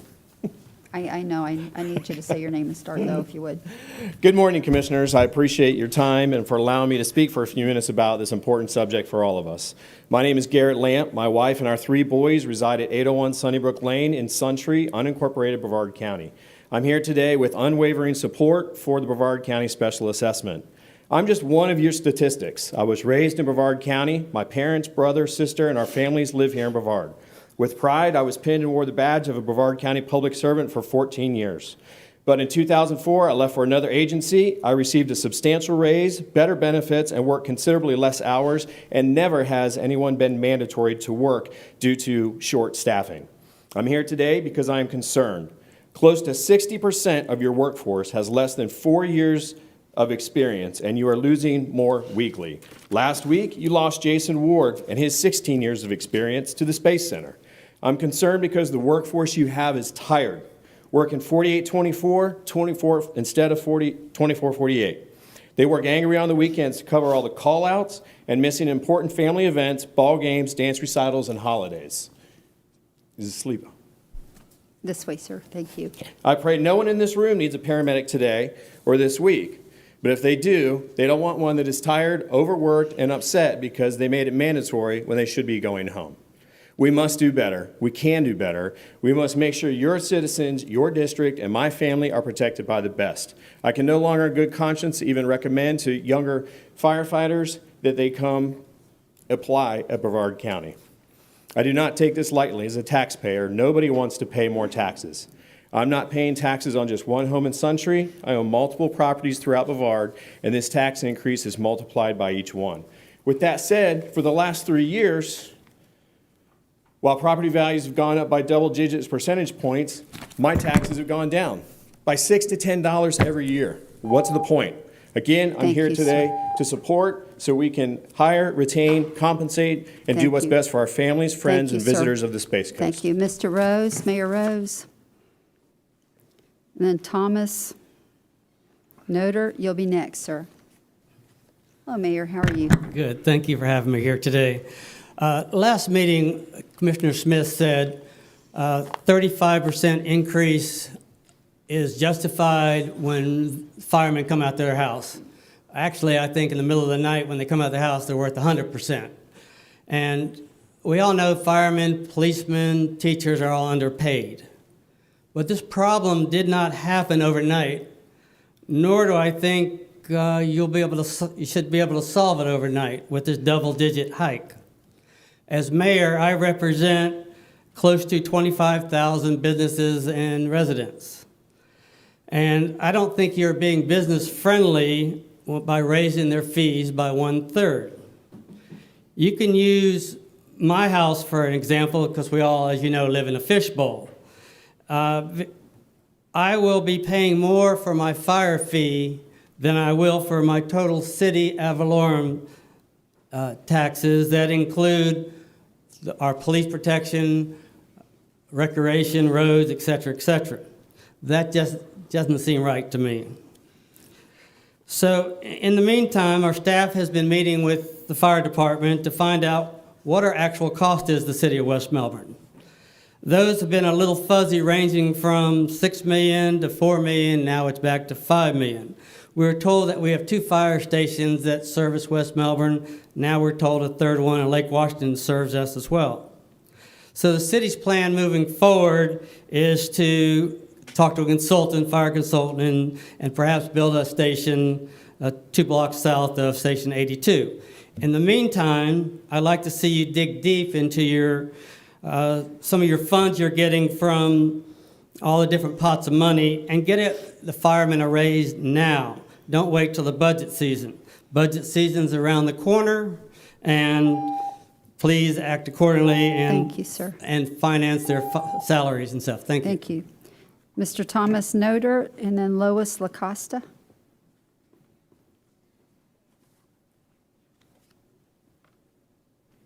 Good morning, Commissioners. My name is Thomas Snyder. I live in Palm Bay, and I'm also a Brevard County District Chief. I've been with the county for 25 years. This assessment increase is crucial for the safety of Brevard County residents and all visitors. Because of this tax cap, the 3% tax cap, this is a big administrative issue for years in the fire department. We have an issue with staffing, and it's getting worse by the day. As Garrett Lamp discussed earlier, he was a firefighter here and left for Orlando. We have people leaving this department every day. We lose between 6 and 8 people a month. For the residents that got the notice in the mail, if you do the math, it's actually almost 20 cents a day, which is less than a pack of bubble gum a day for this increased assessment. Please understand that the basic fireman is looking for this increase, not for a handout, but to make sure the residents of this county are served and are safe on a daily basis. Thank you. Thank you, sir. Ms. Lois LaCosta. Natanya Dombeck, you'll be next, ma'am.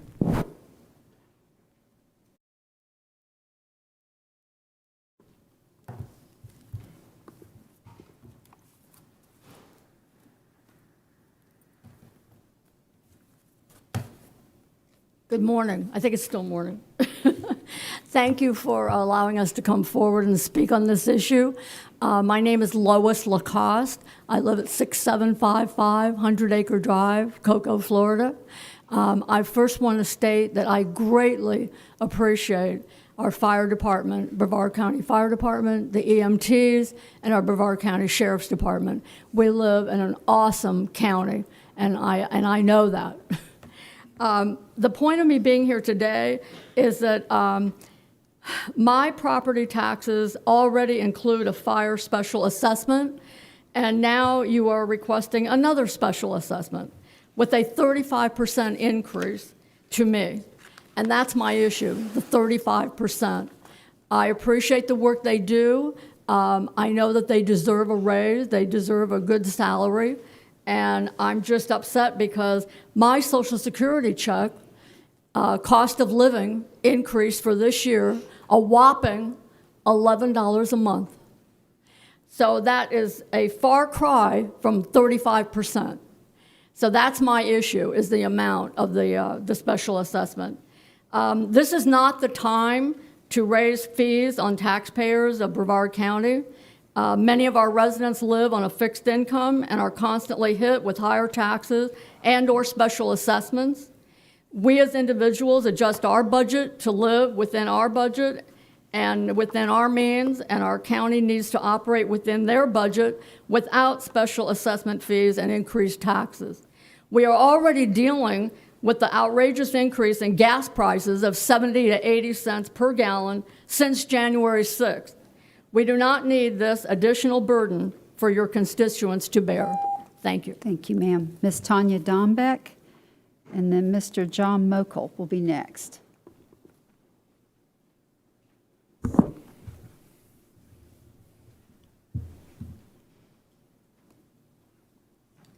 Hi, good morning. My name is Tanya Dombeck. I'm from Grant Buck area. I would like to start off by saying thank you for our EMS, for our fire department. This is very sensitive to me because I am a cardiac arrest patient. I literally died 3 times. My heart went into VFib, which from my understanding is once that happens, the success rate is almost 0. So for Our fire rescue, EMS, our first responders, this is like nothing. This is what they need because they are already working on a less income than what most should be. We should stand up to the heroes that are out there every single day fighting for us. And it's not fair for them to be subjected to a lot of the things that they do and the elements that they have to see on a daily basis. But they choose to because it's their passion. But they should also be rewarded for their great response to what they do. It took them 38 minutes to bring my life back. And I'm here today to get up here to tell you thank you, because it means a lot to me and my family. So that 35%, you got my vote. You got my family's vote. And I do appreciate you. So thank you, and thank you. Thank you, ma'am. We're glad you're still with us. Thank you very much. Mr. John Mokry, and then Lisa Mokry, you'll be next, ma'am. Is Mr. Mokry here? Is Miss Mokry here? Nope. Okay. Dolores Purdy. Okay. Morton Sabil. Okay. I can see where that could be Martin Sable. Mr. John Young, you'll be next, sir.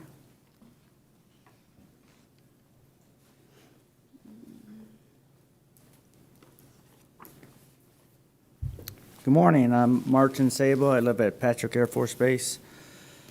Haven't been in the county for too long, but I do have family here. Thank you for allowing me to speak.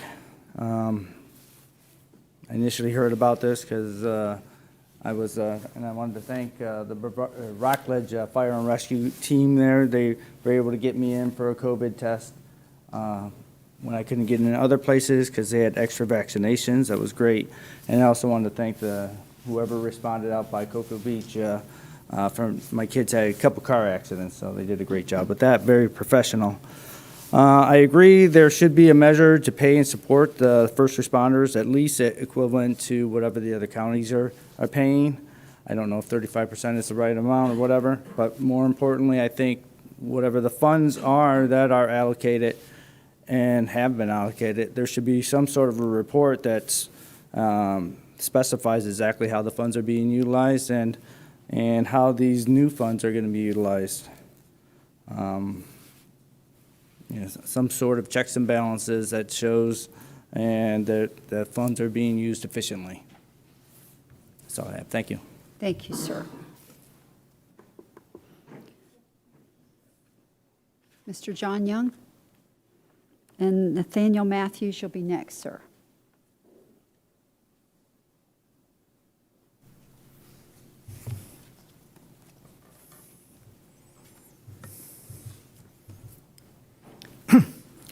Hello, I'd like to thank the county commissioners for the opportunity to speak this morning. My name is John Young. I'm a 26-year resident of Vieira East over here. First off, I'd like to point out the notices of proposed increase that were mailed out to everybody. My commission office told me it was authored by the BCFR. And these notices gave no reason for the increase. And this is, in my 26 years of home ownership, this is the first notice I've ever seen that did not give at least one reason for the increase. It just had what the proposed increases were, what the statute that is, for them to, authorizing them to take it from the non-ad valorem taxes and whatever. So I'm wondering, that might be a violation of Florida law or something itself, but some oversight needs to be there on that. Because there was no reason for the proposed increase, this led to false assumptions by many people, many homeowners in the community.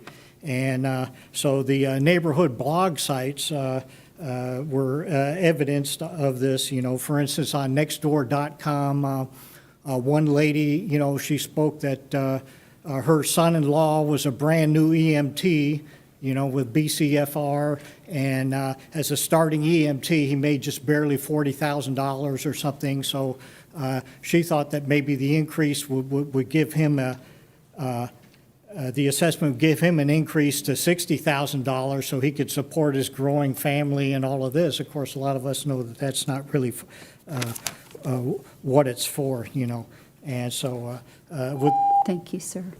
Oh, boy. Thank you. Mr. Nathaniel Matthews, and then Mari Pill, you'll be next.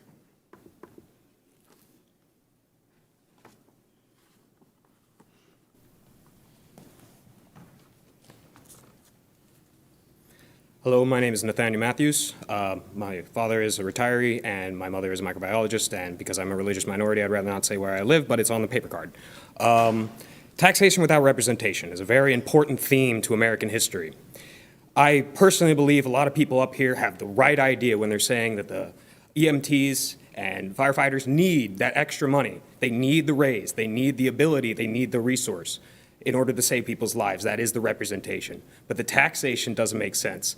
I say we audit the police budget. We can put our ears to the sky to hear where the money is going. The helicopters that fly around every day are taking money off of the tables of the firefighters and EMTs that go to work every single week to make sure that people feel safe in this county, just as the brave men and women of the police department do as well. And I believe that the money that we can save by auditing the police department can go into the fire department. Thank you. The rest of my time is, thank you. Thank you, sir. Ms. Mari Pill? Then Gregory Pill, you'll be next.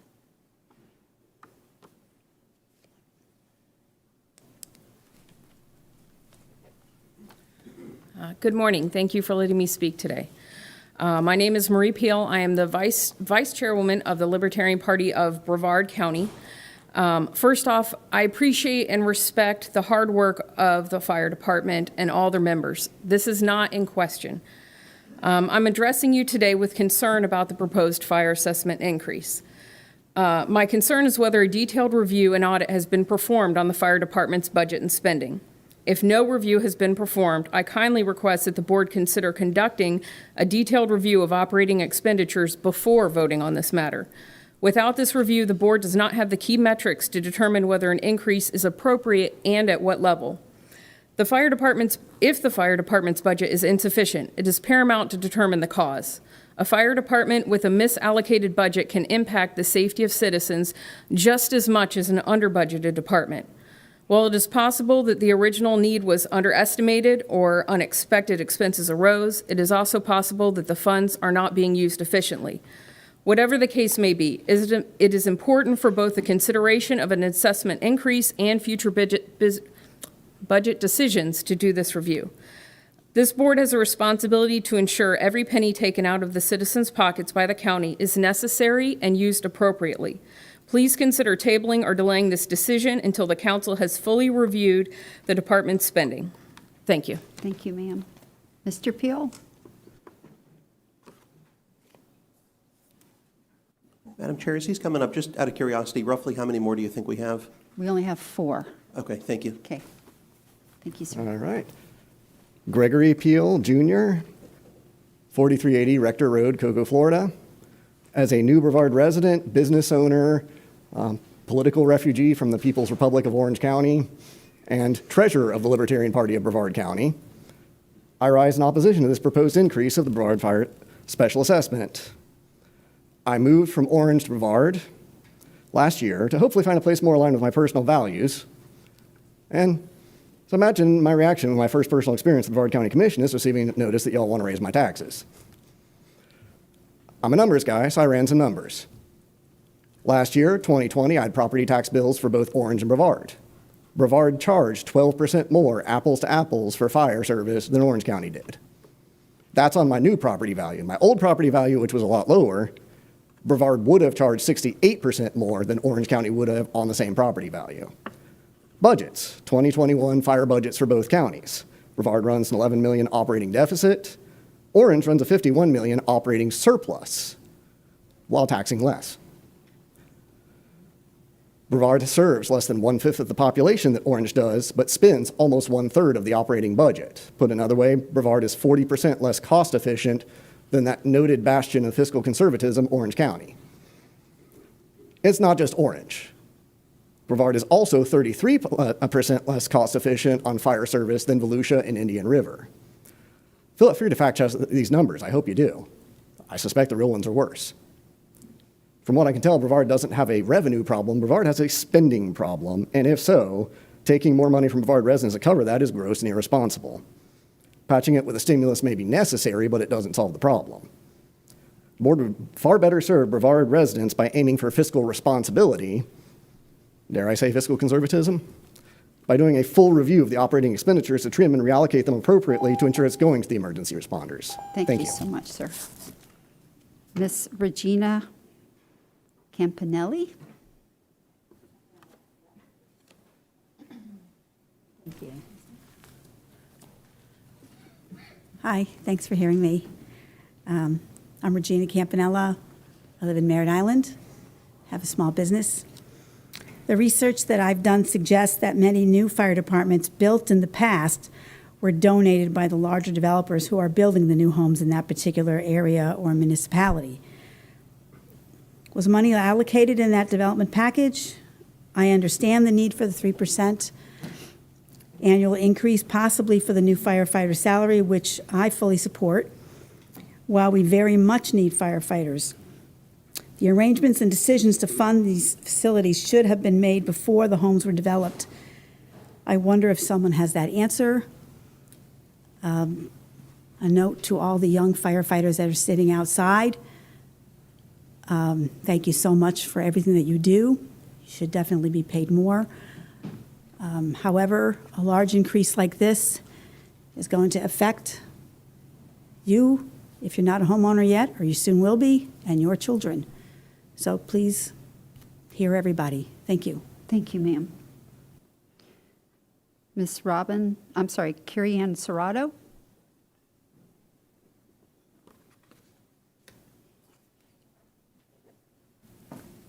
Good morning. I'm Carrie Ann Serrato, live at 29 West Point Drive, Cocoa Beach. It's unincorporated.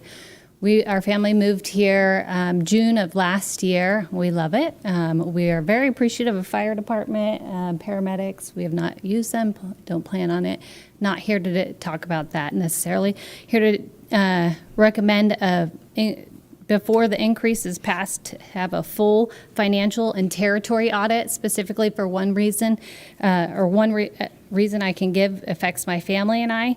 As Mr. Lober said earlier, you commented that this is so important to pass because we don't want to be dead without having the coverage. And I 100% agree with we don't want to be dead without the coverage. Something that pertains to me and my family, where we're at in South Cocoa Beach, we are right now a 10 out of 10 as far as our home insurance coverage, which is the worst. It's considered unacceptable. The South Cocoa Beach residents currently pay Brevard County $654,831 in fire taxes to be a 10 out of 10 neighborhood. That's unacceptable. And this year, every single one of my neighborhood, or every single person that I've spoke to on my street has received a letter from our insurance saying you are being dropped because we're a 10 out of 10. That's not okay. Cocoa Beach Fire Department said that they would be willing to pick us up because right now we're through Satellite Beach for $200, and I see you shaking your head over there, requested only $256,251, which leaves the surplus of what's coming out of our taxes already of $400,000. That could be allocated to increase these salaries, pay for pensions, and or infrastructure. There needs to be an audit. We need to find out where this money is being spent before we can say, okay, we're going to take 35% more and increase your taxes. Thank you. Thank you, ma'am. And I have a feeling you can get a hold of Commissioner Lober later, Please. and he'll be able to help you. Yeah, you were misled is the short answer. Miss Robin Hood? Mr. Robin Hood? Is it? It says Robin. Okay. All I'm here is to mention that we need to get competitive with other counties. We're losing 40 to 50 new firefighters a year at a cost of probably $50,000 per person training, And that totals to about $250,000 loss. Nobody's mentioned that so far. I'm from the great outdoors in Titusville, incidentally, and our whole community, they're in there every day, and the whole community is in favor of raising these taxes to do this, because these people need to be paid, and it's just a shame that we lose so many good people to other counties because of salaries. Thank you. How was that? Quick enough? Thank you. That was pretty good. Thank you, sir. Mr. John Stanton.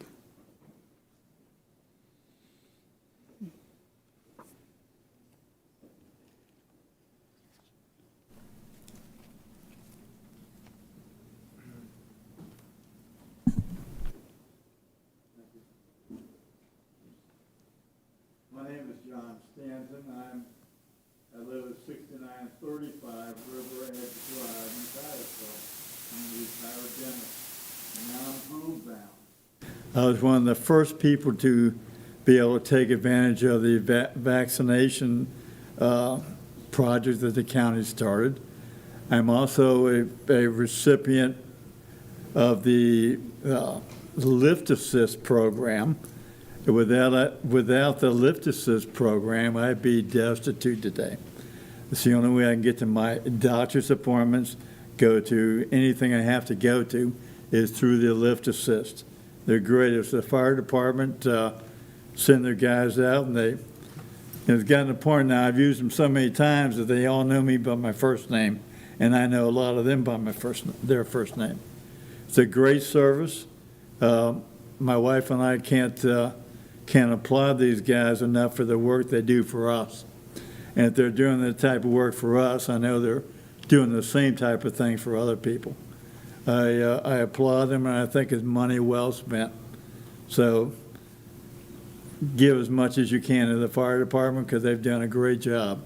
It was a good, somebody was using their head when they came up with the vaccination program for us homebound, because we can't move, we can't get any place. I tried to get into the Publix line on the phone, and that was a train wreck.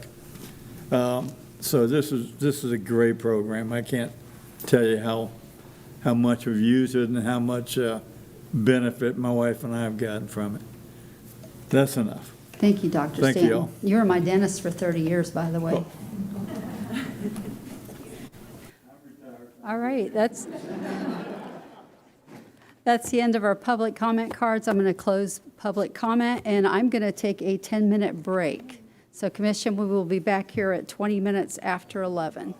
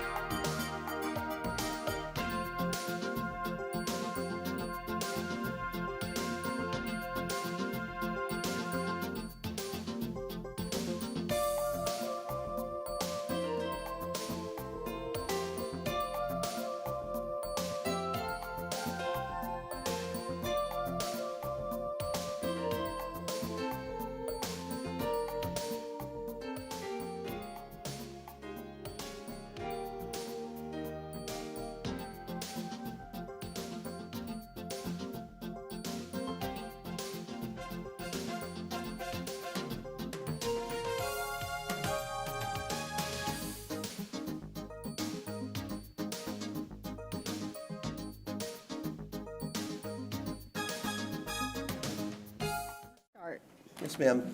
So bear with me. I'm going to take a couple minutes and try to be somewhat thorough here without repeating too much. But to the folks that came in from Snug Harbor, who at least one of them introduced themselves as from South Cocoa Beach, I've intentionally tried to avoid addressing that ISO rating item in a commission meeting.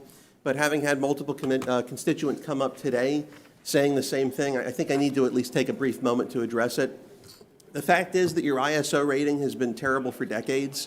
Since prior to man setting foot on the moon, Cocoa Beach has never agreed to terms with the county.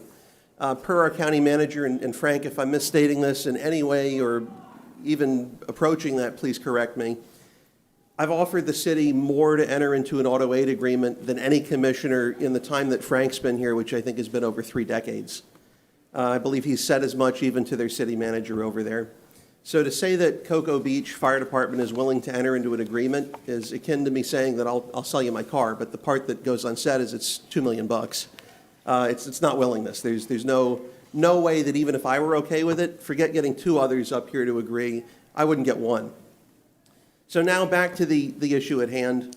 And I will say to the folks in Cocoa Beach, I think there is a solution outside of working with the city for an auto aid agreement that can improve the ISO rating. I just ask you to give me roughly 3 months to get that accomplished. But just to put it in perspective, to give you real numbers with that, the city, if you divvy it up over what it would cost for them to respond to a call in accordance with an auto aid agreement, it worked out to be something like over $10,000 a call, nearly all of which have nothing to do with actual fires. It would be something along the lines of smoke detectors oftentimes. So to pay over 10 grand to have them come and respond to a call is ridiculous. Oh, and then we'd also have to respond to their calls, and we wouldn't get any monetary consideration for that. So I can give you the specifics, that's the Cliff Notes. So we've heard a lot about 35% being a high percent. I agree, it's a very high percent. But out of the 40 or so speakers that we had maybe 1 or 2 actually discuss the dollar cost. None have offered any equivalent alternatives that we could actually legally implement that would save us from having to do this, go the fire assessment route. I can tell you that I have racked my brain doing due diligence, and I've explored a slew of different alternatives, none of which have panned out. I really had hoped that someone would be more creative or smarter than I am and come up with some idea that we could put in place that would prevent this from having to be put in place, but there's been nothing that I've heard from anyone. So unfortunately, I couldn't come up with something, and no one else really came up with something that would substitute for this well. So a 29 or 35% increase doesn't mean that your taxes are going to be going up by 29 or 35%. I just want to be abundantly clear about that. There's something like 24 individual buckets that constitute the county commission tax. When you add them together, that's what you're paying the county commission. Yes, the school board, BPS, has their own taxes. We have nothing to do with that. They could go up, they could go down, they could remain stable. I don't have an opinion because I'm not on that board and I don't look at their issues. I will tell you that in the time I've been here, and certainly for the upcoming fiscal year, I don't have any intention of supporting an aggregate increase in the county tax. I don't think anyone up here has an intention to do that. Obviously, if they do, they can tell you as much. I never have. The time I've been here, we've not had an aggregate increase when you look at the rollback rate. So basically, there is a statutory definition of what constitutes a tax increase. It's not a Weasley definition. It really is a legal definition of what it constitutes. To say that we're raising one of the 20-something or one of however many, and therefore everyone's paying more, you're paying more toward that. It just means that we prioritize public safety, in this case fire rescue, which to me is one of the very few core governmental obligations. It certainly, to me, ties as first. If someone's shooting you, it would be nice to have BCSO respond. If someone's burning up in a house, it would be nice to have BCFR respond. I don't think either is more important than the other. I think they're both critical. I'm not going to put aside infrastructure. Obviously, there's a huge value there. But no speaker except for Mayor Hal Rose, and he certainly was eloquent, spoke about how this factors into the overall taxation amount in a particular area. And yes, we did have at least 1 or 2 speakers speak about new construction, but with new construction come more structures to protect, more people to protect. New construction was never intended, as far as the fees or the taxes, it was never intended to subsidize existing development, any more than we would want existing development to subsidize new construction. Everyone's essentially got to pull their own weight. So as to impact fees, keep in mind that there are costs associated with expanding service. It's not just that we're putting fire hydrants up and we don't need anything else. With respect to these supposed additional sources of revenue, I really think they're red herrings. We had one person at least come up talking about EMS fees and mention that they had gotten several $500 or more bills from EMS. EMS fees don't go to the fire side of the house, so they have nothing to do with this. We can't use them in that way. So with respect to that, even with that said, even if they could go to the fire side of the house, which by and large they can't, what's billed isn't what's collected. With insurers, the allowable is oftentimes substantially lower. And with folks that are cash pay or self-pay, a tremendous amount that's billed ends up getting written off and we get nothing. So just because we bill $500 or $1,000 doesn't mean we're collecting anywhere near that. We may collect nothing on a particular bill. So folks heard that not only, or folks had heard that several years ago, we had a fire assessment consultant come in, so a fire consultant to look at the increase, and that we actually, as a board, and by and large it was a different board, but we went 15% under what was recommended. What didn't come up, at least today, was that, here's a little secret, we had a fire assessment or fire consultant look at doing an increase now and what would be an appropriate number. It was higher than anything that's on that agenda sheet. All of these numbers are lower than what was recommended. So I can tell you even the costliest item on what's proposed today, $29.35, any of that is still lower than what was recommended by our consultant that we paid, that has no dog in the fight because they're outside of our county, outside of our entity. They're not under our umbrella. They recommended a higher number. 29% represents the threadbare minimum that we have to put in place in order to maintain existing levels of service and put in place those essential changes where we have some reserve that's not going to be totally extinguished down to absolutely zero or put us in the negative. That would leave us far more vulnerable, even if we go with that 29% than the 35 option.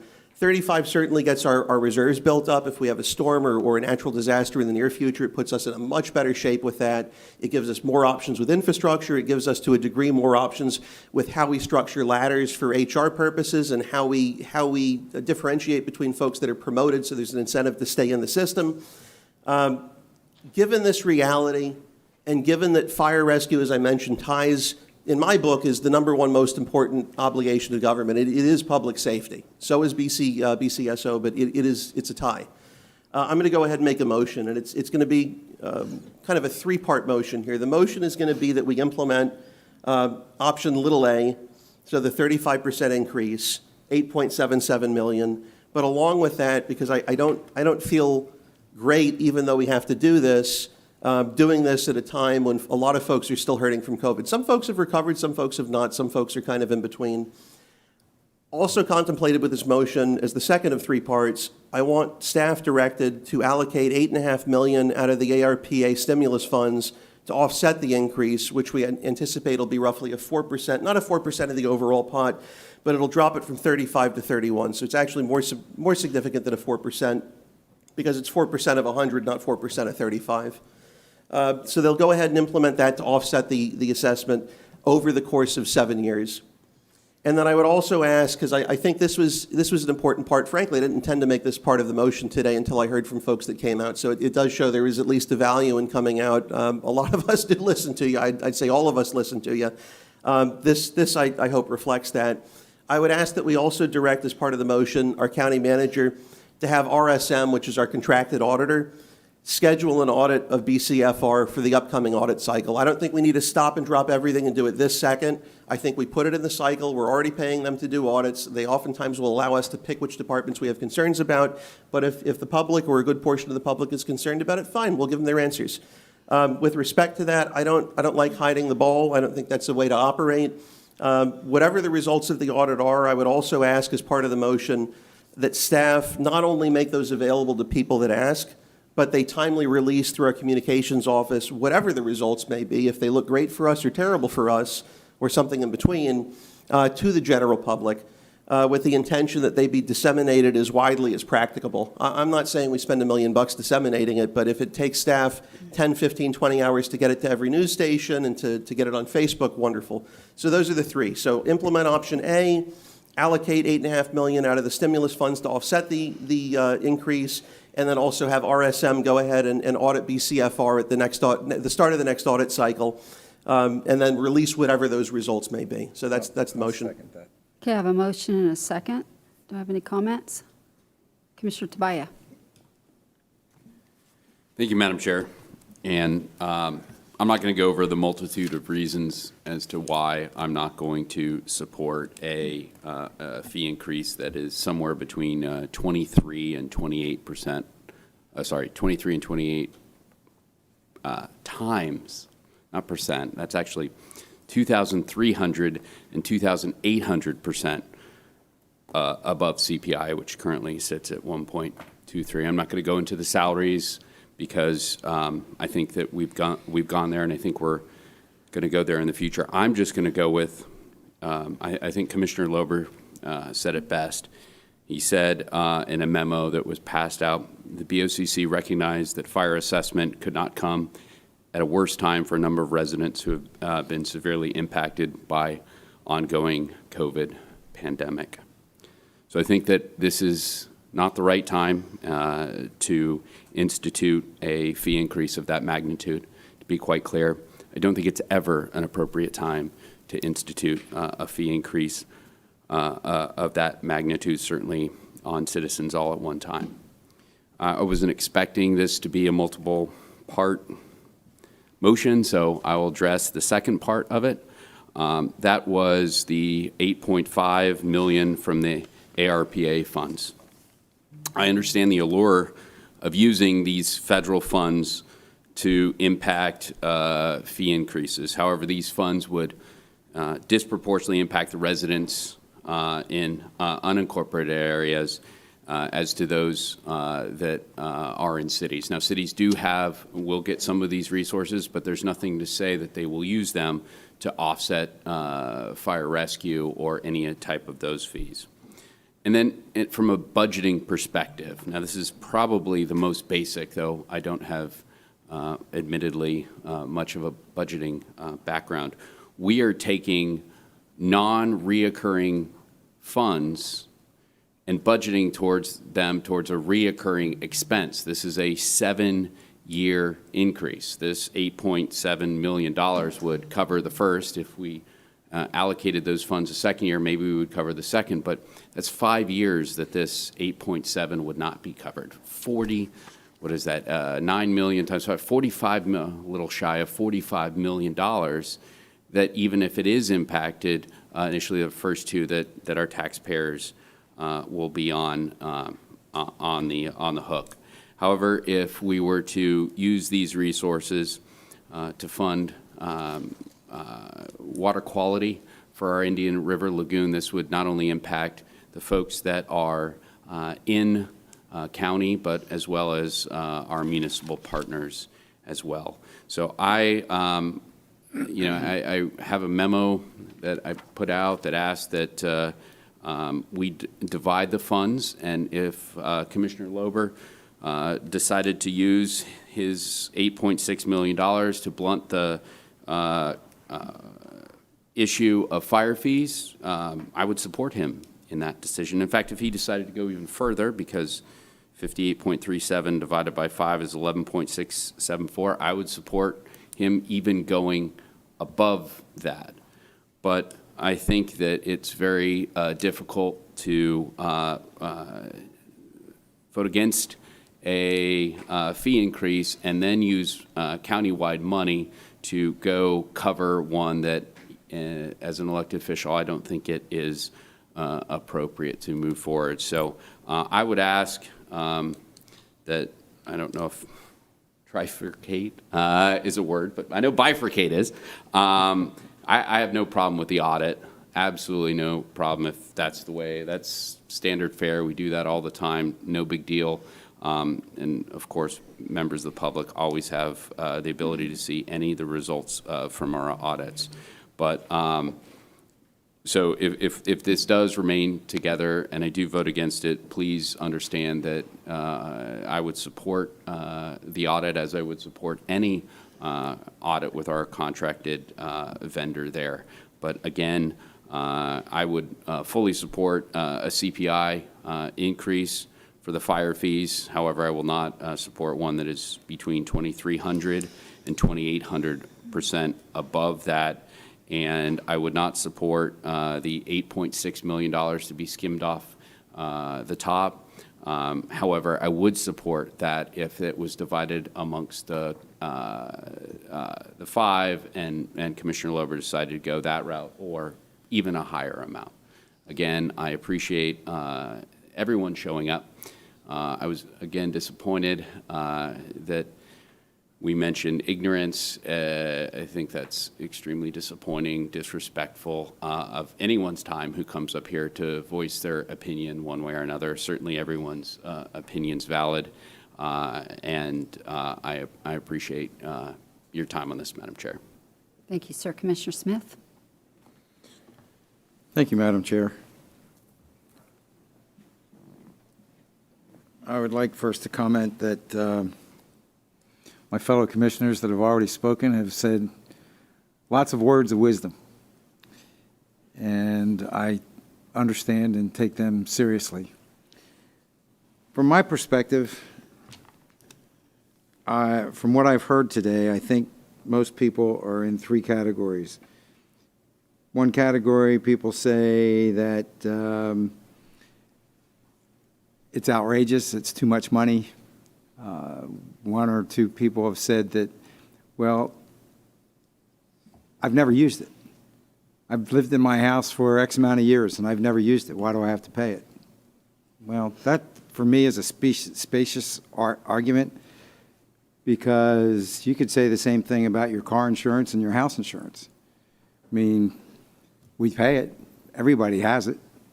But do you go around complaining that, you know what, geez, I've been in that house for 47 years and I've paid $10 zillion in insurance, and you know what, I've never used it, so I'm not going to have insurance anymore. That's silly. The other category of folks are the ones I really feel for, and those are the folks that are on fixed incomes. When you're on a fixed income, you know, an extra $5, that has to come from somewhere. And I think one of the women that came up here made that point. Where do I take that extra $28 from, or $16 from, or whatever it is that that particular person would have to pay? That's a tough one, and I don't have an answer for that, because it's the reality. And as I mentioned in the last meeting, it's going to get worse, because inflation, we ain't seen nothing yet. With the way our federal government has been printing money, and we've seen housing prices go through the roof. I mean, it's gotten so ridiculous that you put your house on the market today, and it's a bidding war. You don't even have to wait for an offer to come in. So when that bust hits with the incremental and then raging inflation that follows, I really, really feel for the people that are on fixed incomes. I don't have an answer for you. But I will say in closing that in my time here on the board, I've never, ever heard one person out in the public, or here for that matter, that ever said that our firefighters, men and women, have ever been anything but prompt and professional. And because they're prompt and professional, and they've been waiting a long time for this money. And we talked about this when I first was elected, and it's been mentioned already that we've kicked this can down the road. I don't think we can do that anymore. We're at a point where we have to do it. So I wish I didn't, but I do, and I proudly say that I will support this. I seconded Commissioner Lober's 3 points. I think that they're right on. And finally, I'll just say that Fire Rescue, they're our employees, along with all the other employees that we have here in the county. And I've been in business a long, long time. And I've always said that my employees are the biggest asset. And that's true. Thank you, sir. Commissioner Zonka was kind enough to let me speak first right now. Just a thought, if old Commissioner Smith and Commissioner Fisher would have done this about 5 years ago, we wouldn't even have to be dealing with this. I beg your pardon. A couple of thoughts on this. The residential, I agree, it's tough on the retired people. The effect on the commercial properties is a little bit painfuler. A couple of comments that were spoken about why so much now. Well, the reserve funds were pretty high, and then they got eaten down through the years. So the reserves are gone now, and we have to do something now. And we have to get them within the competitive market for salaries and for budgets. And I'm fine with an audit as well, but these budgets are under the county. It's not like the sheriff. We're very involved in the fire department budgets. And I am convinced that we have to get more money in their budget to do so they can do their job and do it properly. You know, it's interesting. Same thing I thought of too, is if you've ever needed the fire department, pay the guys. And if you haven't had to use them yet, you don't understand the value. So the value is definitely there, and I do appreciate everything that you do. The part to where we're having the most conversation is between the 35 and the 29%. The 29% we've been considering is still the full amount that we were trying to get the fire department. It just spread it over a little bit of a proration of 3 years, which honestly, there's going to be a little bit of negotiation going on. So I'm still probably a little more comfortable with that. Not that I don't know that the residential could handle it a little better, but I think the commercial, it gives them a little more time to adapt because costs are going to go up. And it's fine because wages are going to go up, but to senior citizens, it's not a good thing. The minimum wage hike came through. We start in October raising $10, and we move all the way to $15 at the end of 6 years. I'm already starting to work that for other businesses. So we do have a lot of changes coming, and I feel really good about getting you guys more money, really do. So commissioners, I'm just going to tell you, I like the 29%. I told you that last meeting. And this is still hard for me. I would be much more comfortable doing 10 or 15. But because of how valuable you guys are, I really want to get you those funds and get you the pay increases. Maybe the capital needs to take a little longer, I don't know, but that's something that's kind of important to me. My dream motion here today would be to do the 29% and then utilize the 8.5 million, and then we would do a 25% on the community. It would still be the same increase for the fire department. The difference for this on a residential, 35 is $72.92 a year, 29 is $60.42. And if we use some of those CARES funds, it makes it $52.08 a year, which is a $20 difference. And I know that doesn't sound like a lot, but if someone's on a tight budget and all these other costs are going up, it can be significant. So I just wanted to let you guys know where I was right now, and that's something I would just support wholeheartedly. Commissioner Zonka? I think a lot's been said, not just in this meeting, but in previous meetings. I think Commissioner Lober did a good job of explaining it. You know, you teased Commissioner Fisher, but I do remember in his defense him trying to get them more. So thank you for at least making the effort. What I do find rich is that a former commissioner was outside trying to get people to speak on this issue, against this issue, but didn't have the courage to come up here herself to do that herself. Because this issue was kicked down the road for so many years, if they'd just increased it 3%, we wouldn't be in this boat now. I mean, that's a fact. So it's never easy to be the one that has to raise it, and I don't like it. It doesn't feel good, but for $5 a month to ensure that we're not losing these people to other municipalities, because that's the reality. I mean, talk about wage and talk about fairness. The reality is they're leaving. And if they're leaving, we have more mandatory overtime. It's a trickle down. It's a nightmare. So I know we can do what we want to do, or at least direction from the board as far as negotiation goes, which we really can't talk about here.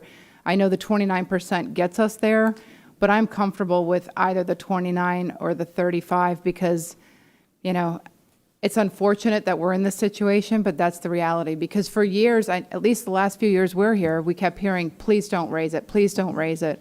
So I know that the board, whether political pressure or personal pressure or an election pressure, decided not to do it. And, you know, sadly, the reserves were spent down. And as we grew, we weren't able to service without spending those reserves. So I'm okay either way this board wants to go. I think it's kind of sort of be in Commissioner Smith's hands at this point if you're comfortable with the 29 or the 35. Well, I'm comfortable with the 35, which becomes 31 when we include the $8.5 million.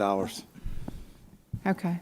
So it's flip a coin. I like the 31. Madam Chair? The other thing, real briefly, and part of the reason I'm much more comfortable with the 35 than the 29 is if we're using, as Commissioner Tobias mentioned, and even if I don't agree with him in totality, I do agree with parts almost always when he comes up with different ideas. He's got a point in that the ARPA funds are not recurring. So if we're taking that out of the 35, we would be looking at really a 31% increase for them, which is something that, frankly, if you're comfortable with the 29 at the end of the 7-year period, we don't need to raise them to get them right at within smacking distance of that 29. They'd be at 31 at that point anyway. So that's, yet another reason I'm comfortable with the 35 at this point. So we're not kicking the can down the road. Even if we don't have any sort of non-recurring funds or recurring funds that increase over that period of time, we still should be in good shape. I just don't want to leave. I don't want to leave what we inherited in someone else's lap down the road, and I think that avoids doing that largely. Mr. Abate, if we put the percentage in, now we have all this money coming in, we're going to be able to use it for capital and income increases, right? That's right, Commissioner, and the 8.5 million will be used over the entire period, right?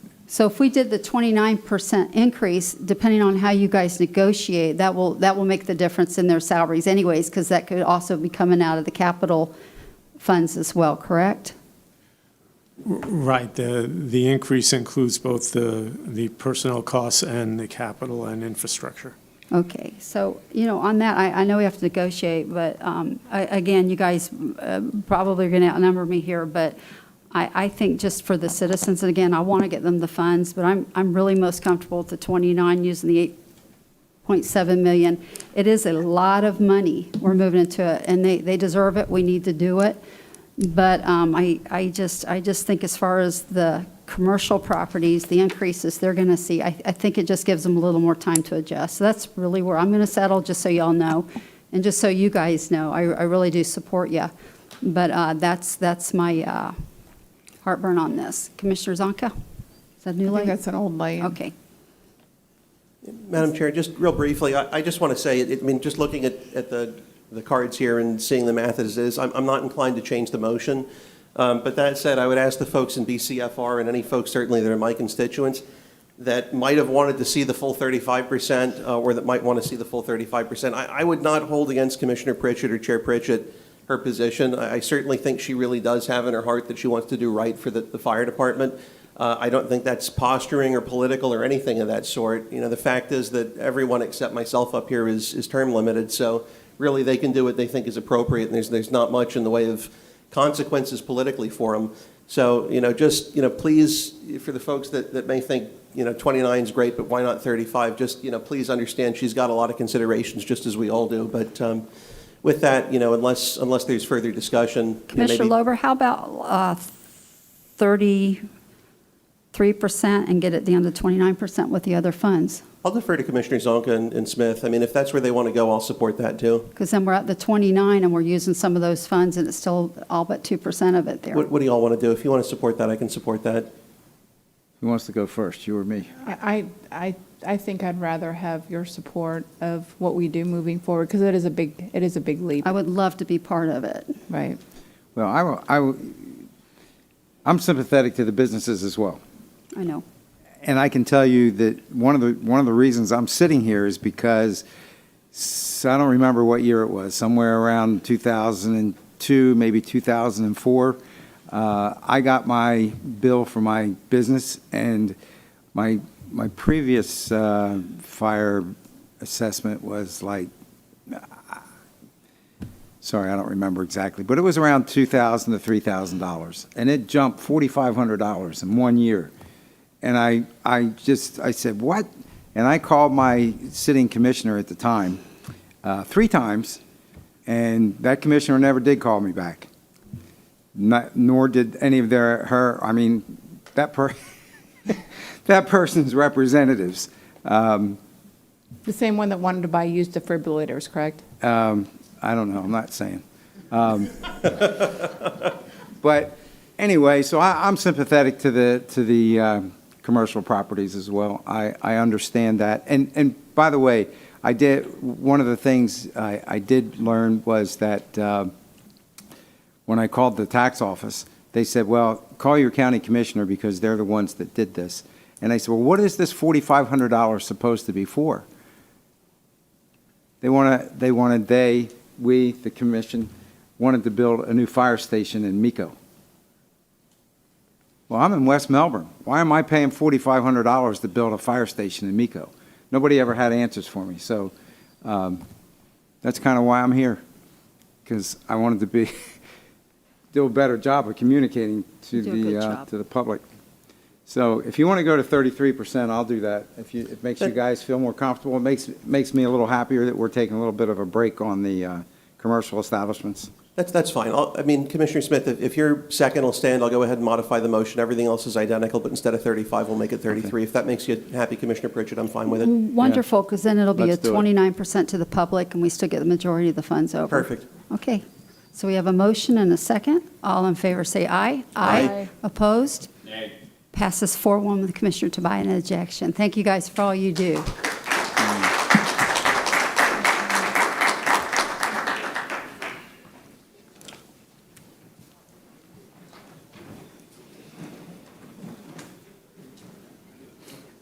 Take care, sir. Okay, we're moving into item H4, and I'll give everybody a moment to get out. And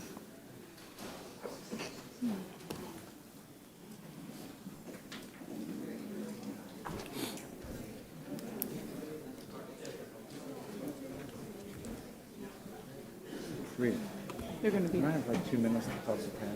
yeah, take 5. we're going to call a 5-minute break here real quick. Because they might get loud.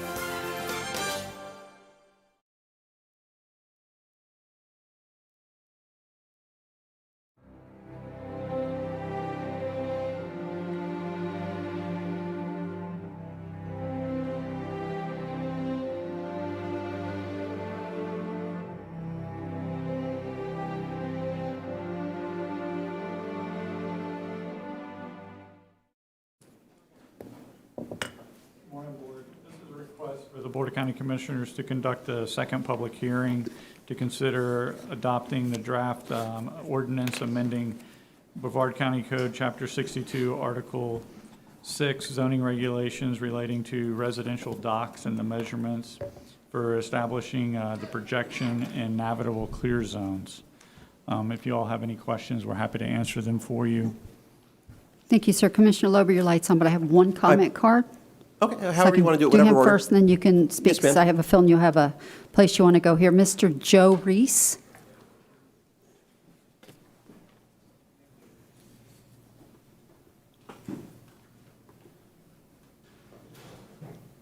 Hey. Hi. What do I have to do? State my Just name say and your name my and- address? Joseph Reese, 1305 Rivermont Drive. Good afternoon to everybody. Thank you, Mr. Smith. I think you got the ball rolling for me on this a while back. We emailed your office.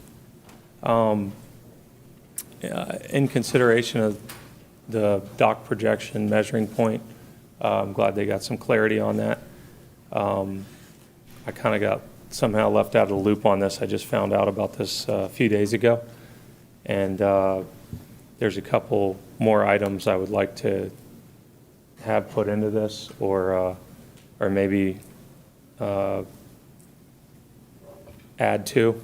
Well, bring it out. This is your opportunity. Okay, so it's nice that they picked a spot to measure from, but there's the 20% really doesn't work in a lot of canals. Indian Harbor Beach uses a 25% rule. Their code's written a little bit better for today's standards. I think maybe the boats are wider or the boat lifts or whatever, but when you project out into a canal that's 80 feet wide, you only get 16 feet to work with, and it's a little tough to do your job. Most boat lifts require a 12-foot width, and the numbers don't really work out. Also, with the projection, I think there needs to be some clarity as to whether the overhang of the boathouse roof would be included in that. There's a 1.5 foot overhang on pretty much any roof, and that takes away as well. And then on the other side of that, if we were putting it right against the seawall, I don't believe that should be part of the 500 total square feet that's allowable. I think it should be subtracted out because it was meant to let light hit the rule revolves around how much light hits the seafloor in the canal to let things grow. So if the roof's over the land, it really shouldn't. There should be something specific there to address that, so the homeowner can get what they want. There's just a lot of intricacies that aren't addressed in the current rules. Okay, thank you. That's it. Thank you.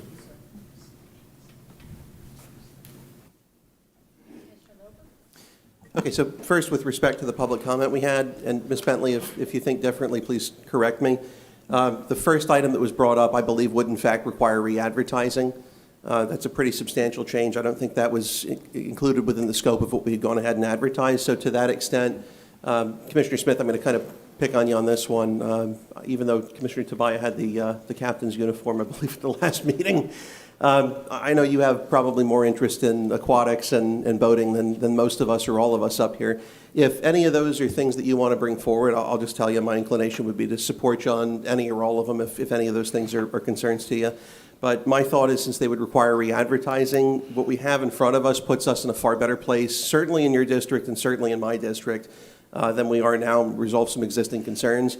I'd like us to go ahead and pass this. The only question I did have, Madam Chair, if I can bounce a question to Tad, we received, and I think actually all the commissioners may have been copied, an email from a gentleman who I think was maybe a D1 constituent. I may be misrecalling that. But there was a concern over the changes and whether or not they would potentially restrict how high above the sea level docks could be built. I didn't see that included in the changes. If it's something that he wants to address, just as we may address some or all of the concerns that were raised in public comment in the future, I'm happy to do that. But if this isn't changing that, I still want to go ahead and proceed with it. So is that something that's changed as a result of what was proposed, Tad? No, sir, it's not. what Mr., I think you're referring to the Mr. Morelli Yes, sir. email that came out yesterday. His concerns were for docks specifically along the river, which this ordinance does not apply to. Perfect. I'll go ahead and move to approve then. Yeah, if you're talking about Luke Miorelli, yeah, he sent Yes, sir. that to me as well, and it is Indian River he was talking about. But this gentleman raised some good issues.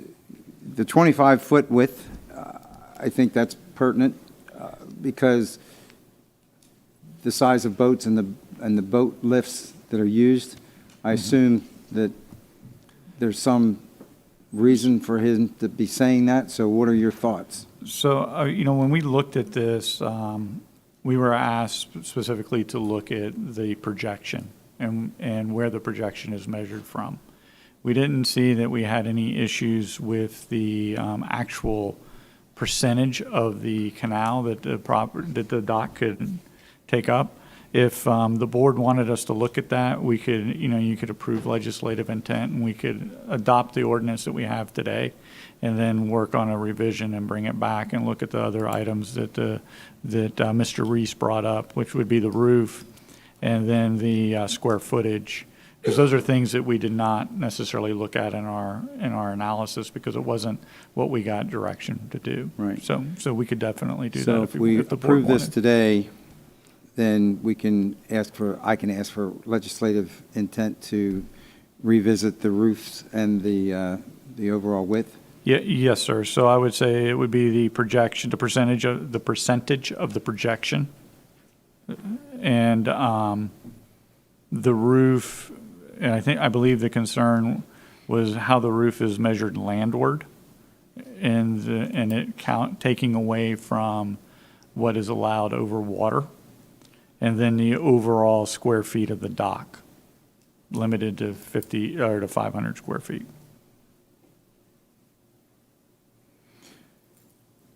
Okay, I'll second your motion. And I'd like to make another motion following that for, Eden, do I have to make a separate motion or can I include it? I can just modify my motion if you want to Yeah, include, just- and we'll just modify it additionally to- have to staff include- research the issues identified by Commissioner Smith. Is Yeah, that do good? that, and I'll second that. Perfect. Okay, we have a motion and a second. All in favor, say aye. Aye. Opposed? Passes 5-0. Item H5, Ms. Waugh.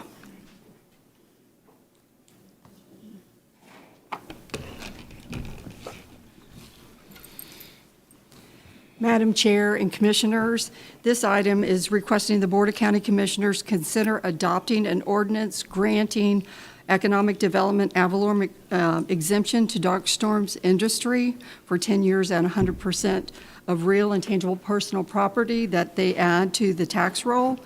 Also, Mr. Edgar Campapella Fox is here from EDC if you have any questions concerning this project.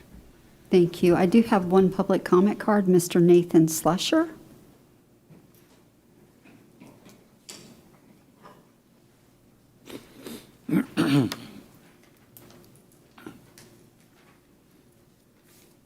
Hi, good morning. My name is Nathan Slusher. I live at 860 Allendale Street in Titusville. In regards to dark storm tax abatements, Titusville Council had the same discussion at the last meeting on 4/13. The same gentleman gave the presentation there. And a question was brought up in the meeting. Councilman Robinson asked, out of the 50 jobs that they're presenting will come to Titusville, how many of those jobs will be Brevard County residents versus how many of those jobs are going to be transfers from New York? And at the time, we did not have an answer for that question. I'm only asking that hopefully you will get that answer before making that decision. Thank you, Thank sir. Mr. Edgar, you're here.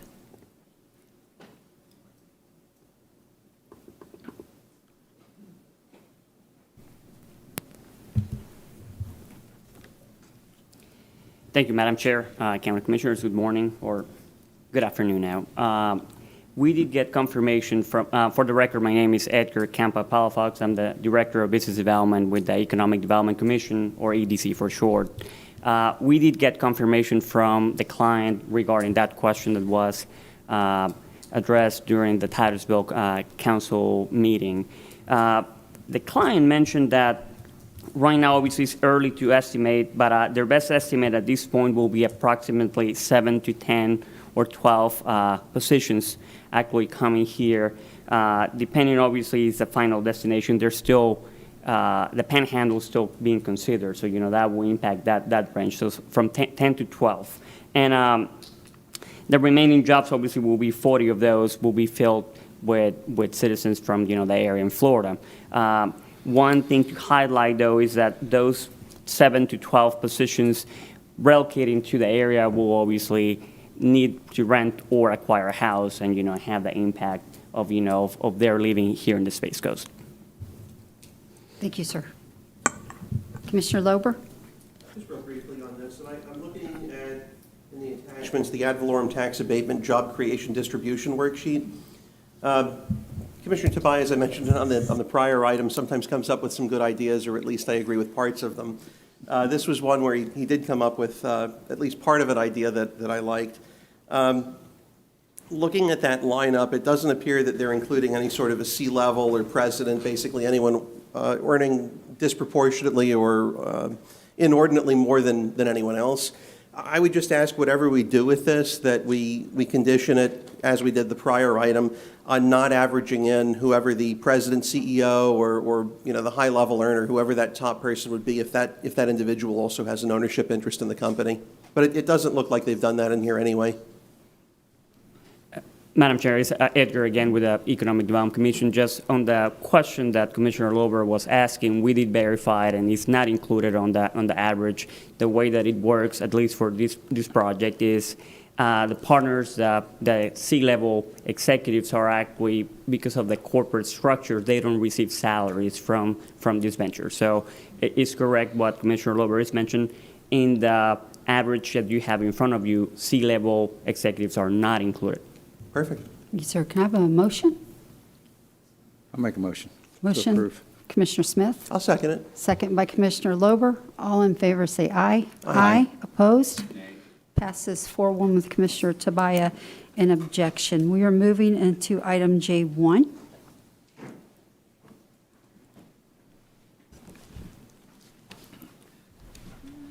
Commissioners, J1 is a request for the board to consider a waiver to Section 622883D that requires a 15-foot perimeter buffer tract along the perimeter of a residential subdivision.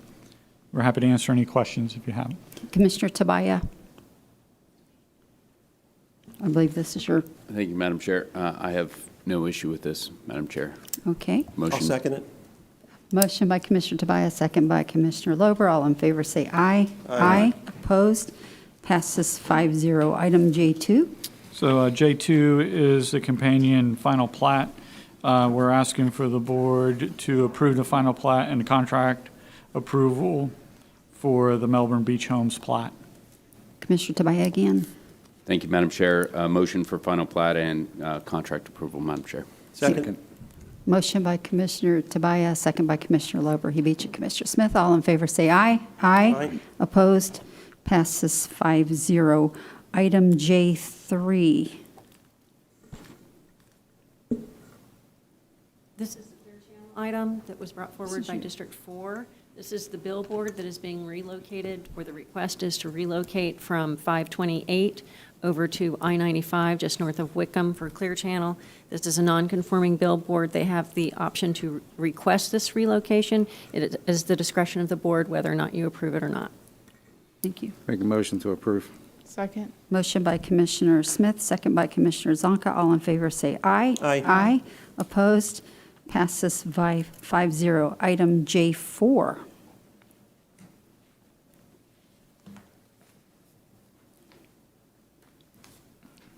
Hello, Mr. Post. Good afternoon, Commissioners. How you doing? This is another real estate transaction that involves the business park that we have up in Titusville, the Spaceport Commerce Park.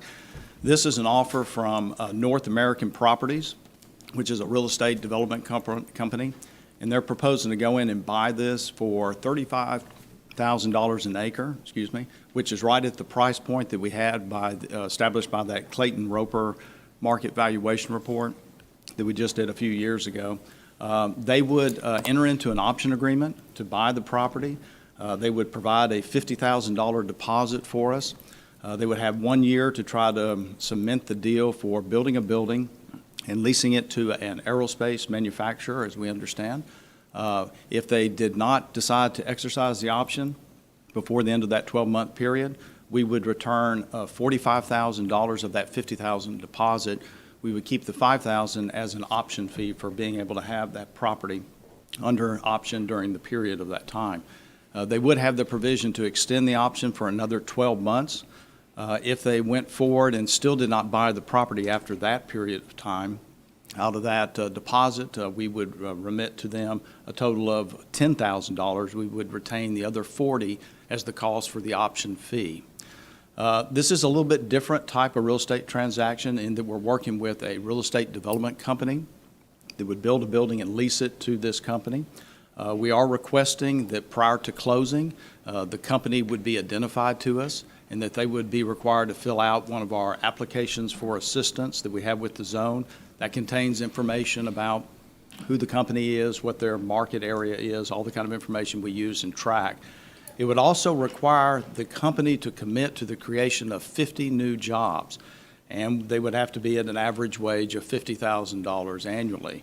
We would also take note of what the commission has recently made a decision on, and that is not to include those C-level executives within that 50 total, nor toward that salary average.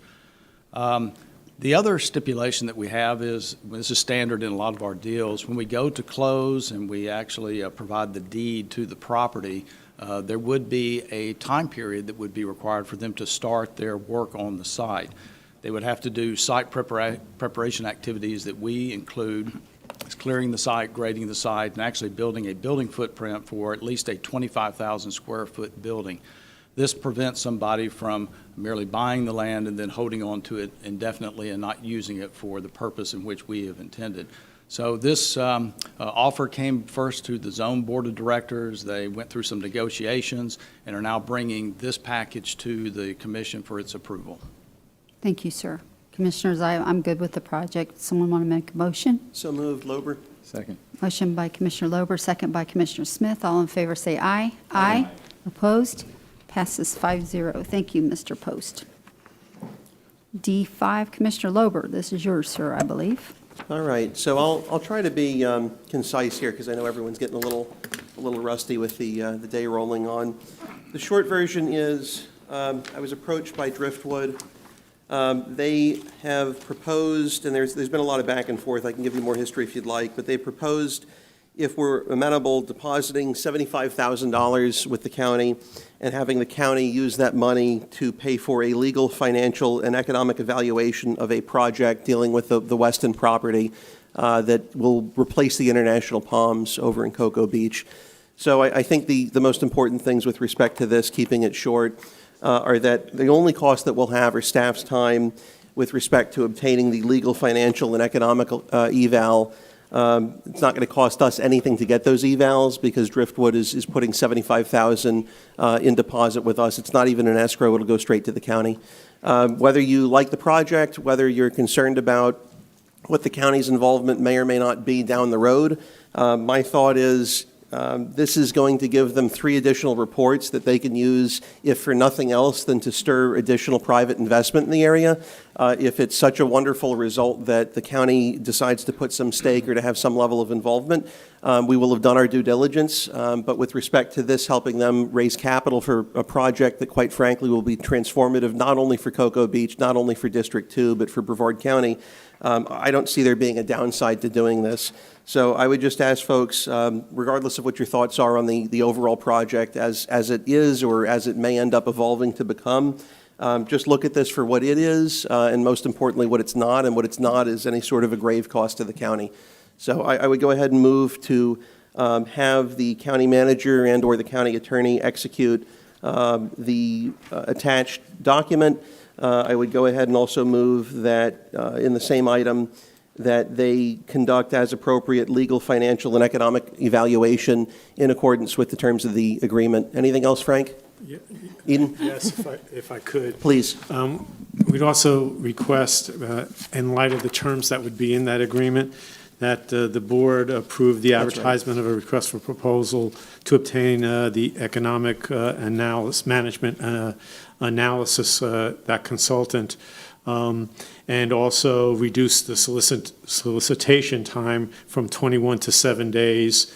And we would utilize if the board approves, a selection and negotiation committee consisting of Kathy Wall, Peter Cranus, and Larry Lalo, and also authorize me to execute any resulting contract amendment, that may be necessary upon review and approval by the county attorney's office, risk management and purchasing, as we would normally do. And also authorize me to approve any necessary budget change requests to pay for the various services that would be contemplated and are contemplated under the agreement. Yeah, what he said. I'll second Commissioner Lober's motion, including what Frank just said. And may I add, the basic agreement is set up for the chair to sign, if the board could authorize the chair to sign the agreement. Perfect. That's contemplated in the motion as well. Your second still good? Yes. Thank you. Okay, I have a motion and a second. Commissioner Tobias, I do have 2 cards for questions only, sir, if you need them. Sure, Madam Chair. And I would ask the same deference that this board provided Commissioner Lober to be provided to me on this one. I imagine the rest of you received this 19-page document when you walked in here today. That's when I got it. So while I'm not necessarily against this project, though I may be, I haven't had thorough time to review this document. And as Commissioner Lober said, there's no impact financial on the county. However, if we go about this in such a way that yields a certain result, I may have some reservations and may be forced to vote against it. So let me give you, and I was looking at this during a number of our speakers. I think someone thought I was sleeping, but that's fine. There are some questions here on that are brought up. First of all, I'd like to know where the TDC stands on this. This would be a new. I don't know. Maybe I don't know if they've looked at this, and if they have they rendered a decision as this is the right way to go, or this should be off the table? I certainly don't want a company to spend $75,000 and have the board turn it down. Another question would be, this contemplates a garage.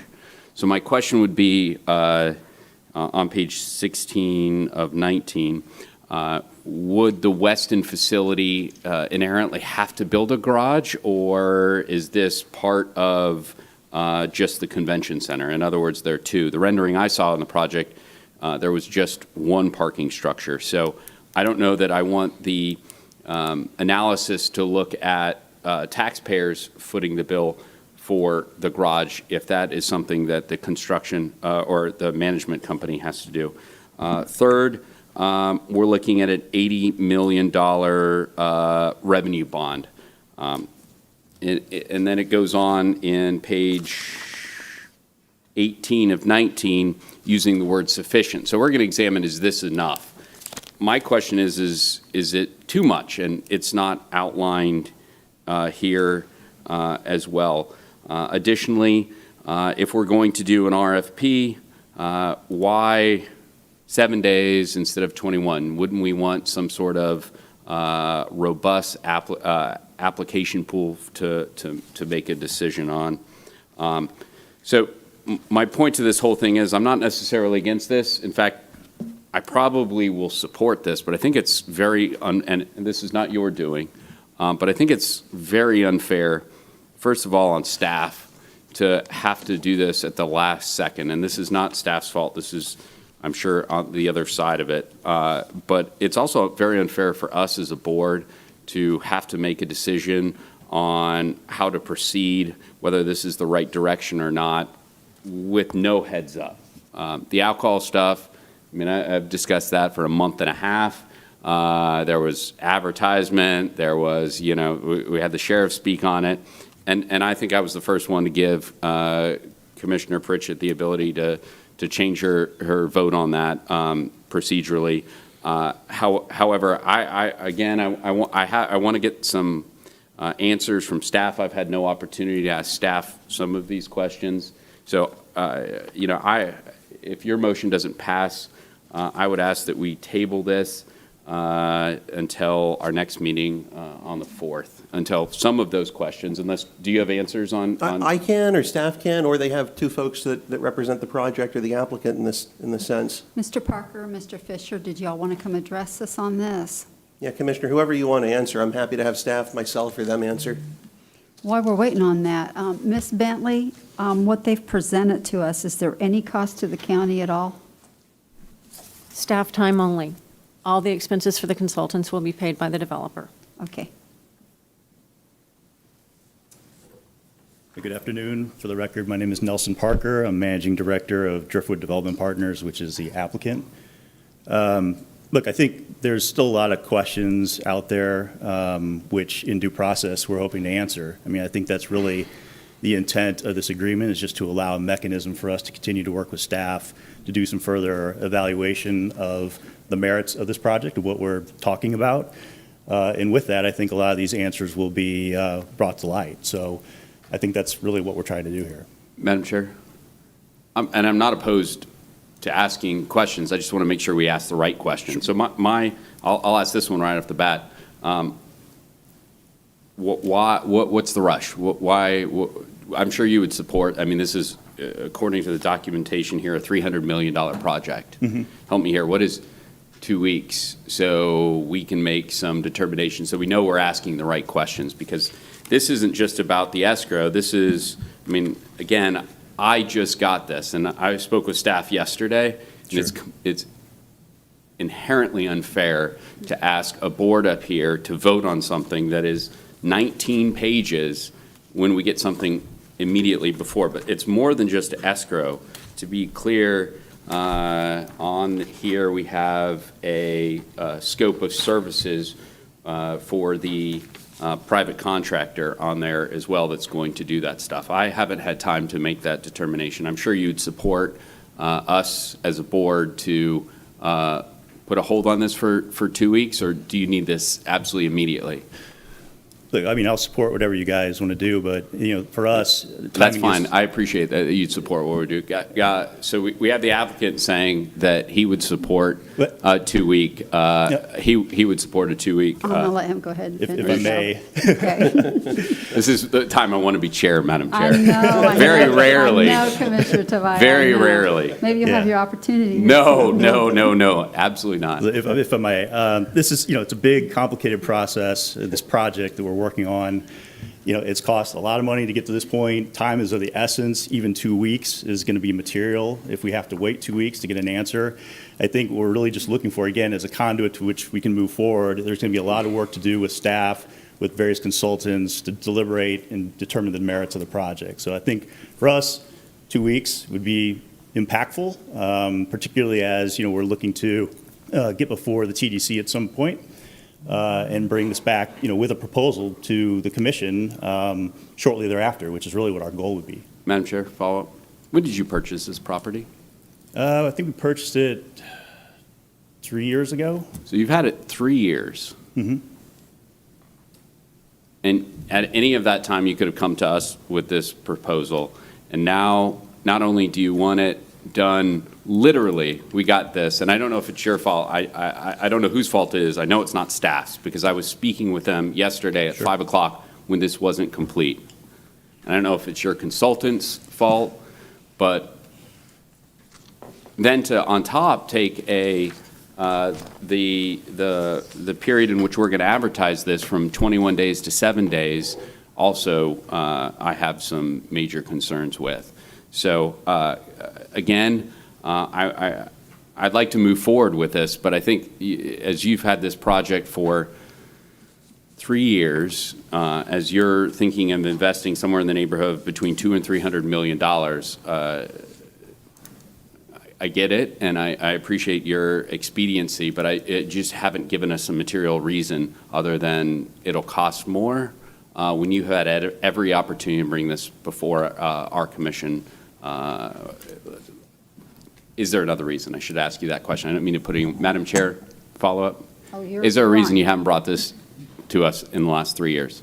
Well, in the last 3 years, I mean, things have changed considerably, and we've been, quite frankly, working very closely with the city of Cocoa Beach, getting our entitlements for the process, for this whole project, which took considerable amount of time. We've been very successful in working with them closely to getting to this point, which has then allowed us to develop the project to where it is today, which really what we're trying to do is get to a point where we can break ground in the fourth quarter of this year. So for us to do that, there's a lot of work that needs to take place between now and then. Literally every day is critical for us to be in a position to break ground because it's a long project. It's probably a 2.5-year construction cycle once we can break ground. So for us to be able to do that and bring to realization all the work that we've been doing for the last 5 years, quite frankly, on this project, we're hopeful that you'll support us moving forward. Again, just to consider some deliberation of the merits of what we're looking to do. That's really all we're looking at. And then, weigh whether or not it's in the best interest of the county to support a project of this nature. That's really it. Okay, thank you. Madam Chair, I would ask, they've had the project for 5 years. They've purchased it 3, blaming Cocoa Beach for that. Fair or unfair, I don't know. But I know I'm first of all disappointed with the burden placed on staff. And this did not come out of the district office, even though you were the one who brought it. It was poor. It was absolutely poor that we put staff in that position that they have to turn out stuff for a multi-million-dollar corporation. And it's even worse to put staff in a position where they have to lay documents on this table of this length that is going to enter us into certain contracts and without giving us the opportunity to look at the scope. So I would ask that the same deference that this board provided Commissioner Lober on alcohol be provided. Again, that one had no financial impact on county residents. This one may in the long term. I would ask that same deference paid for me, and I'd ask if that one doesn't support, if you don't support that, to wait the 2 weeks so we can get some of these questions answered by staff, table it till the 4th. Madam Chair. Let me let Commissioner Smith speak first. Is that right, sir? Thank you, Madam Chair. I'm not sure where to start. I agree with Commissioner Tobias. It's kind of like we got this thing at the last minute. It's kind of like Nancy Pelosi saying, well, we have to pass it to find out what's in it. But I, like you, spent an awful lot of time this morning reading this while I was listening to folks. I think number 3 and number 4 on page 18 sum up pretty much what I like about this, because it is allowing us to get a review and evaluation and an analyzation done by the developer. I was briefed on this a couple of weeks ago, and I understand they have reasons for their time is of the essence issue. I'm not going to tell you what I was told because I don't know if it's not supposed to be known to the public. I'll leave that up to them. I do understand that time is of the essence, and that's why they rushed to get this to us. It's not like they had 3 years. COVID was one of the things that was mentioned to me that really slowed them down. From the big perspective, looking at this thing from 5,000 feet, I'm looking at this as transformative. I think that's a good word. Back in the late 60s, when I attended the University of Miami, Miami Beach was undergoing a renaissance. It had an awful lot of old hotels that had been built in the 20s, 30s, and 40s. And the Fontainebleau had been built maybe 6 years before I got there. And it was finished, and it was the big jewel of Miami Beach. And following that were all the big hotels that came. Bought up the old hotels, knocked them down. Eden Rock is the one I can think of, but there were many, many others. And I look at this hotel doing the same thing for Cocoa Beach. I think that it would be transformative. I truly believe that it would be the star jewel of Cocoa Beach and then birth many, many other large hotels in the process, which would bring unlimited opportunities for employment. It would bring untold amounts of TDC money, TDT money to the county through all their rentals. But I understand your concern, Commissioner Tobias, but I can tell you that I'm comfortable with it. I've asked a lot of questions with regard to what kind of risk that the county has. There is some, and it would be with regard to the garage, but there's also some real upside benefits as well. There's another hotelier that's thinking of reaching out to the county about building a large garage closer to the port. So there's a couple of issues going on here. This by no means of what we're being asked today is going to require us to put a stamp of approval and give them carte blanche. It's not. It's just allowing them to get to the next step. And time is of the essence. Madam Chair, may I hold ask on. Commissioner Smith a question? Sorry. Sure. Okay, you can ask them a Yeah, question. We'll get back on track. Okay. Thank you, Madam Chair. And thank you. I didn't have that in-depth conversation, and since Sunshine, obviously, I can't pick up the phone and call you. So And I my couldn't- question and I is, couldn't call you. since you know the garage, I don't have the answer to that. Would the Westin be required, or the hotel be required, should this not pass, to provide those spaces there without the convention space? Because we're going to look at it as that as part of it. So I want to make sure that we're asking the right questions. That's the most important thing. If we ask the wrong questions and get the wrong answers, I don't want to have to go through this again. So that's a very fundamental question. And I don't know the answer to that. I don't want to answer for them. So actually, that would be TAD though, right? Wouldn't it be? Not for them, but wouldn't that be TAD the one? Or who would have to do? I'm happy to answer. Yeah. That's correct. Okay. I mean, I imagine we have zoning issues, right, when it comes to spaces for, am I wrong? Spaces for hotels? Well, sure. I mean, we have to have parking for the hotel. There's no question about it. So we'd have less parking if we weren't going to have a convention center there by a dramatic amount. So the answer is yes, we'll have to have parking. Yes, we need to have a structured parking given our lot size to accommodate cars, but it would be a different configuration, a different size, a garage without the convention center. Can you help me here? Because you have it broken down to 781. I don't know the percentage of parking spaces or what the calculation is per room. What is that? It varies by code. So that's why I'd like to ask Tad, what is code, right? Well, code is a little bit different in our circumstances, just because we have a planned development on site here, so it's not as applicable as strict code. Let me throw out a thought Yeah. here. May I? Are you? No, I'm just, there has to be some calculation here. You can come back in just a second. Yes. You're on my Thank little you. chart here. Coming Thank up. you very much. Okay. Sorry, Madam Chair. Oh, no, I always enjoy your questions, sir. I'm not sure everybody standing up here does, but I do. Just a thought on this is something you have to do to figure out if it's a fit or if the county's even willing to do it. Just so you know, when you come back with something, I mean, this is what you're doing to get some studies out, a feasibility study. You have to get a 4-1 vote. So it's in your best interest to find out what this commission will pass and what they won't pass and what it has to entail. So as far as this, and it's not costing the county any money, you know, you were not approving the project. This is a little iota in the scheme of what you have to get through. I'm going to be looking to see with whatever you guys bring to us causes no harm to the county. Sure.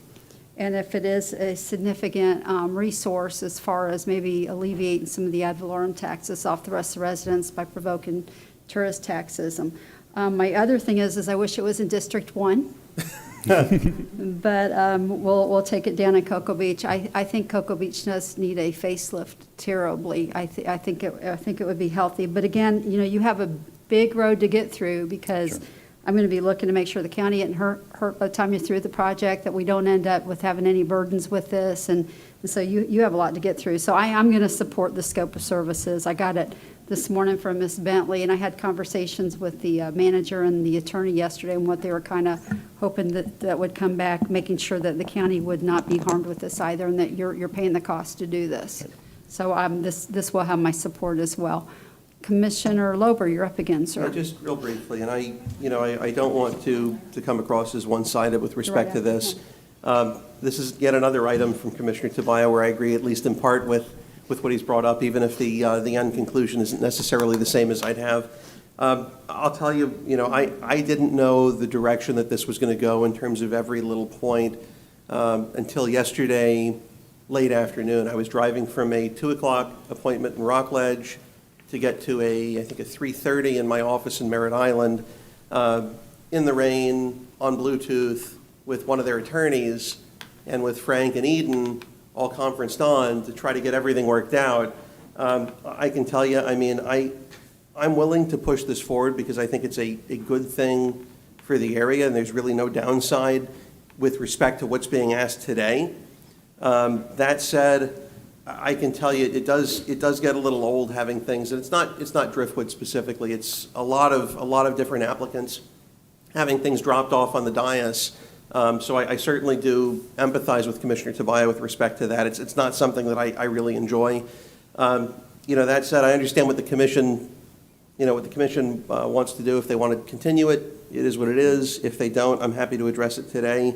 But I will say if it does come to pass with respect to other items on this project, there's going to need to be some greater degree of specificity in how it's articulated, why we are at the juncture we're at with respect to why these things are coming last minute.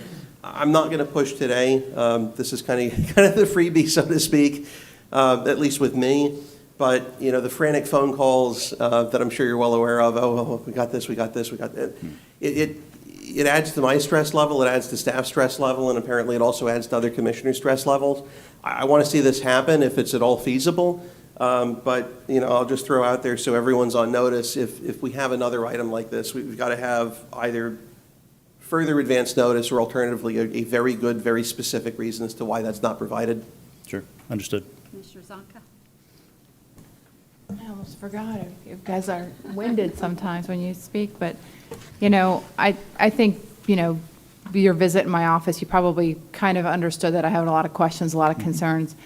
I'm not concerned about taking a look at it. I just want to make sure that, and I know this is going to be very blunt for me to say, but you count what kind of support you have on this board before you spend $75,000. I'm happy to have the county staff look at it, but the way and the proposal that it's structured now, I mean, I appreciate what you're trying to do, and I know how great it's going to be for the area, but I'm just, $80 million is a commitment that you're asking this board to make to one company. I mean, that's not anything we're putting out to RFP that's, could somebody else build us a convention center cheaper? I mean, that's a good question, a valid question. So I'm not saying there's absolutely no way I'm going to support it, but as what was proposed in my office, you can't count on this District 5 vote, at least for the way it's structured now. If you want to have them look at it legally, I'm fine with that because you're paying the costs, but I'm not pleased with the $80 million commitment and years of commitment for us to build a structure for a private entity. So I'm just telling the board kind of where I'm sitting because I don't want there to be any surprises later. Commissioner Tobias? Thank you, Madam Chair. And here's the pickle I'm in. I gave my word that I would support the proposal, and I didn't put the fine print on there. You're not going to stick it in my face 2 minutes before I've got to vote on it, because ideally what Commissioner Smith has said is correct, that this is transformative, but I want to make sure that we ask the right questions, that can others do it for less, whatever. So when we get the report back, I'm ready to vote in the affirmative. These are, there may be more questions I'd like to ask. There may be some that maybe we don't need to do, and we could lower the scope and get more applicants. But as a board, it's very difficult to come up with that when you've got a 3 or 4 hour meeting and you get it as it shows up. That's why this board has done a very darn good job. I appreciate it. I brought it to light a number of years ago that please don't drop things in at the last minute, that it's very difficult to us to make a determination.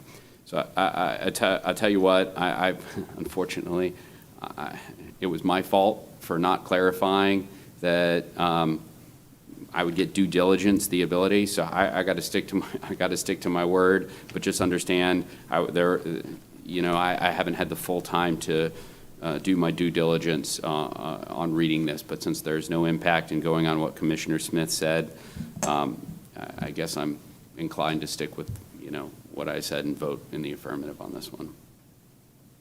Commissioners, a vote? You already have a motion? I do. And a second? I do? Okay, then I'll call the question. I forgot all about it. It's been so long. Not on the girls' fault. All in favor say aye. Aye. Opposed? Passes 5-0. Thank you, sir. Thank you very much. You got a lot of work ahead of you. Understood. Okay. We are moving into public comment. I have one public comment card, and I have Donna Gage. Okay. And we are moving into board reports. County manager. Okay, I have one item. I want to just go back to item H3 on the fire assessment.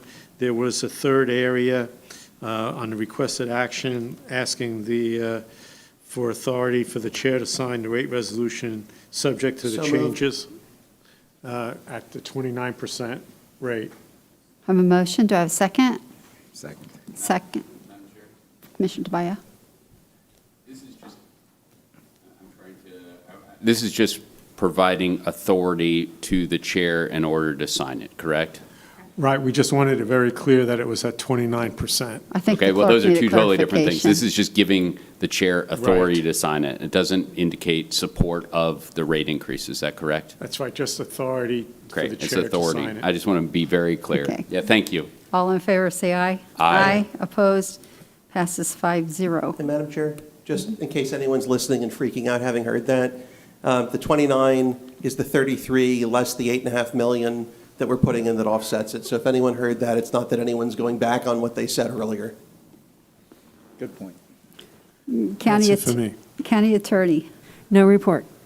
Commissioner Lober. I think I've said plenty. Commissioner Tavaya. No report, Madam Chair. Commissioner Smith. No report. Vice Chair Zonka. No report. And I have no report either, so I'll call this meeting adjourned. The opinions expressed by any member of the public during any period of public comment do not necessarily reflect the views or opinions of the Board of County Commissioners of Brevard County, Florida, Space Coast Government Television, or the program sponsor, and are solely those of the presenter. The Board of County Commissioners of Brevard County, Florida, Space Coast Government Television, and the program sponsor hereby expressly disclaim any and all responsibility or liability for any defamatory or slanderous statements expressed by any member of the public during any such period.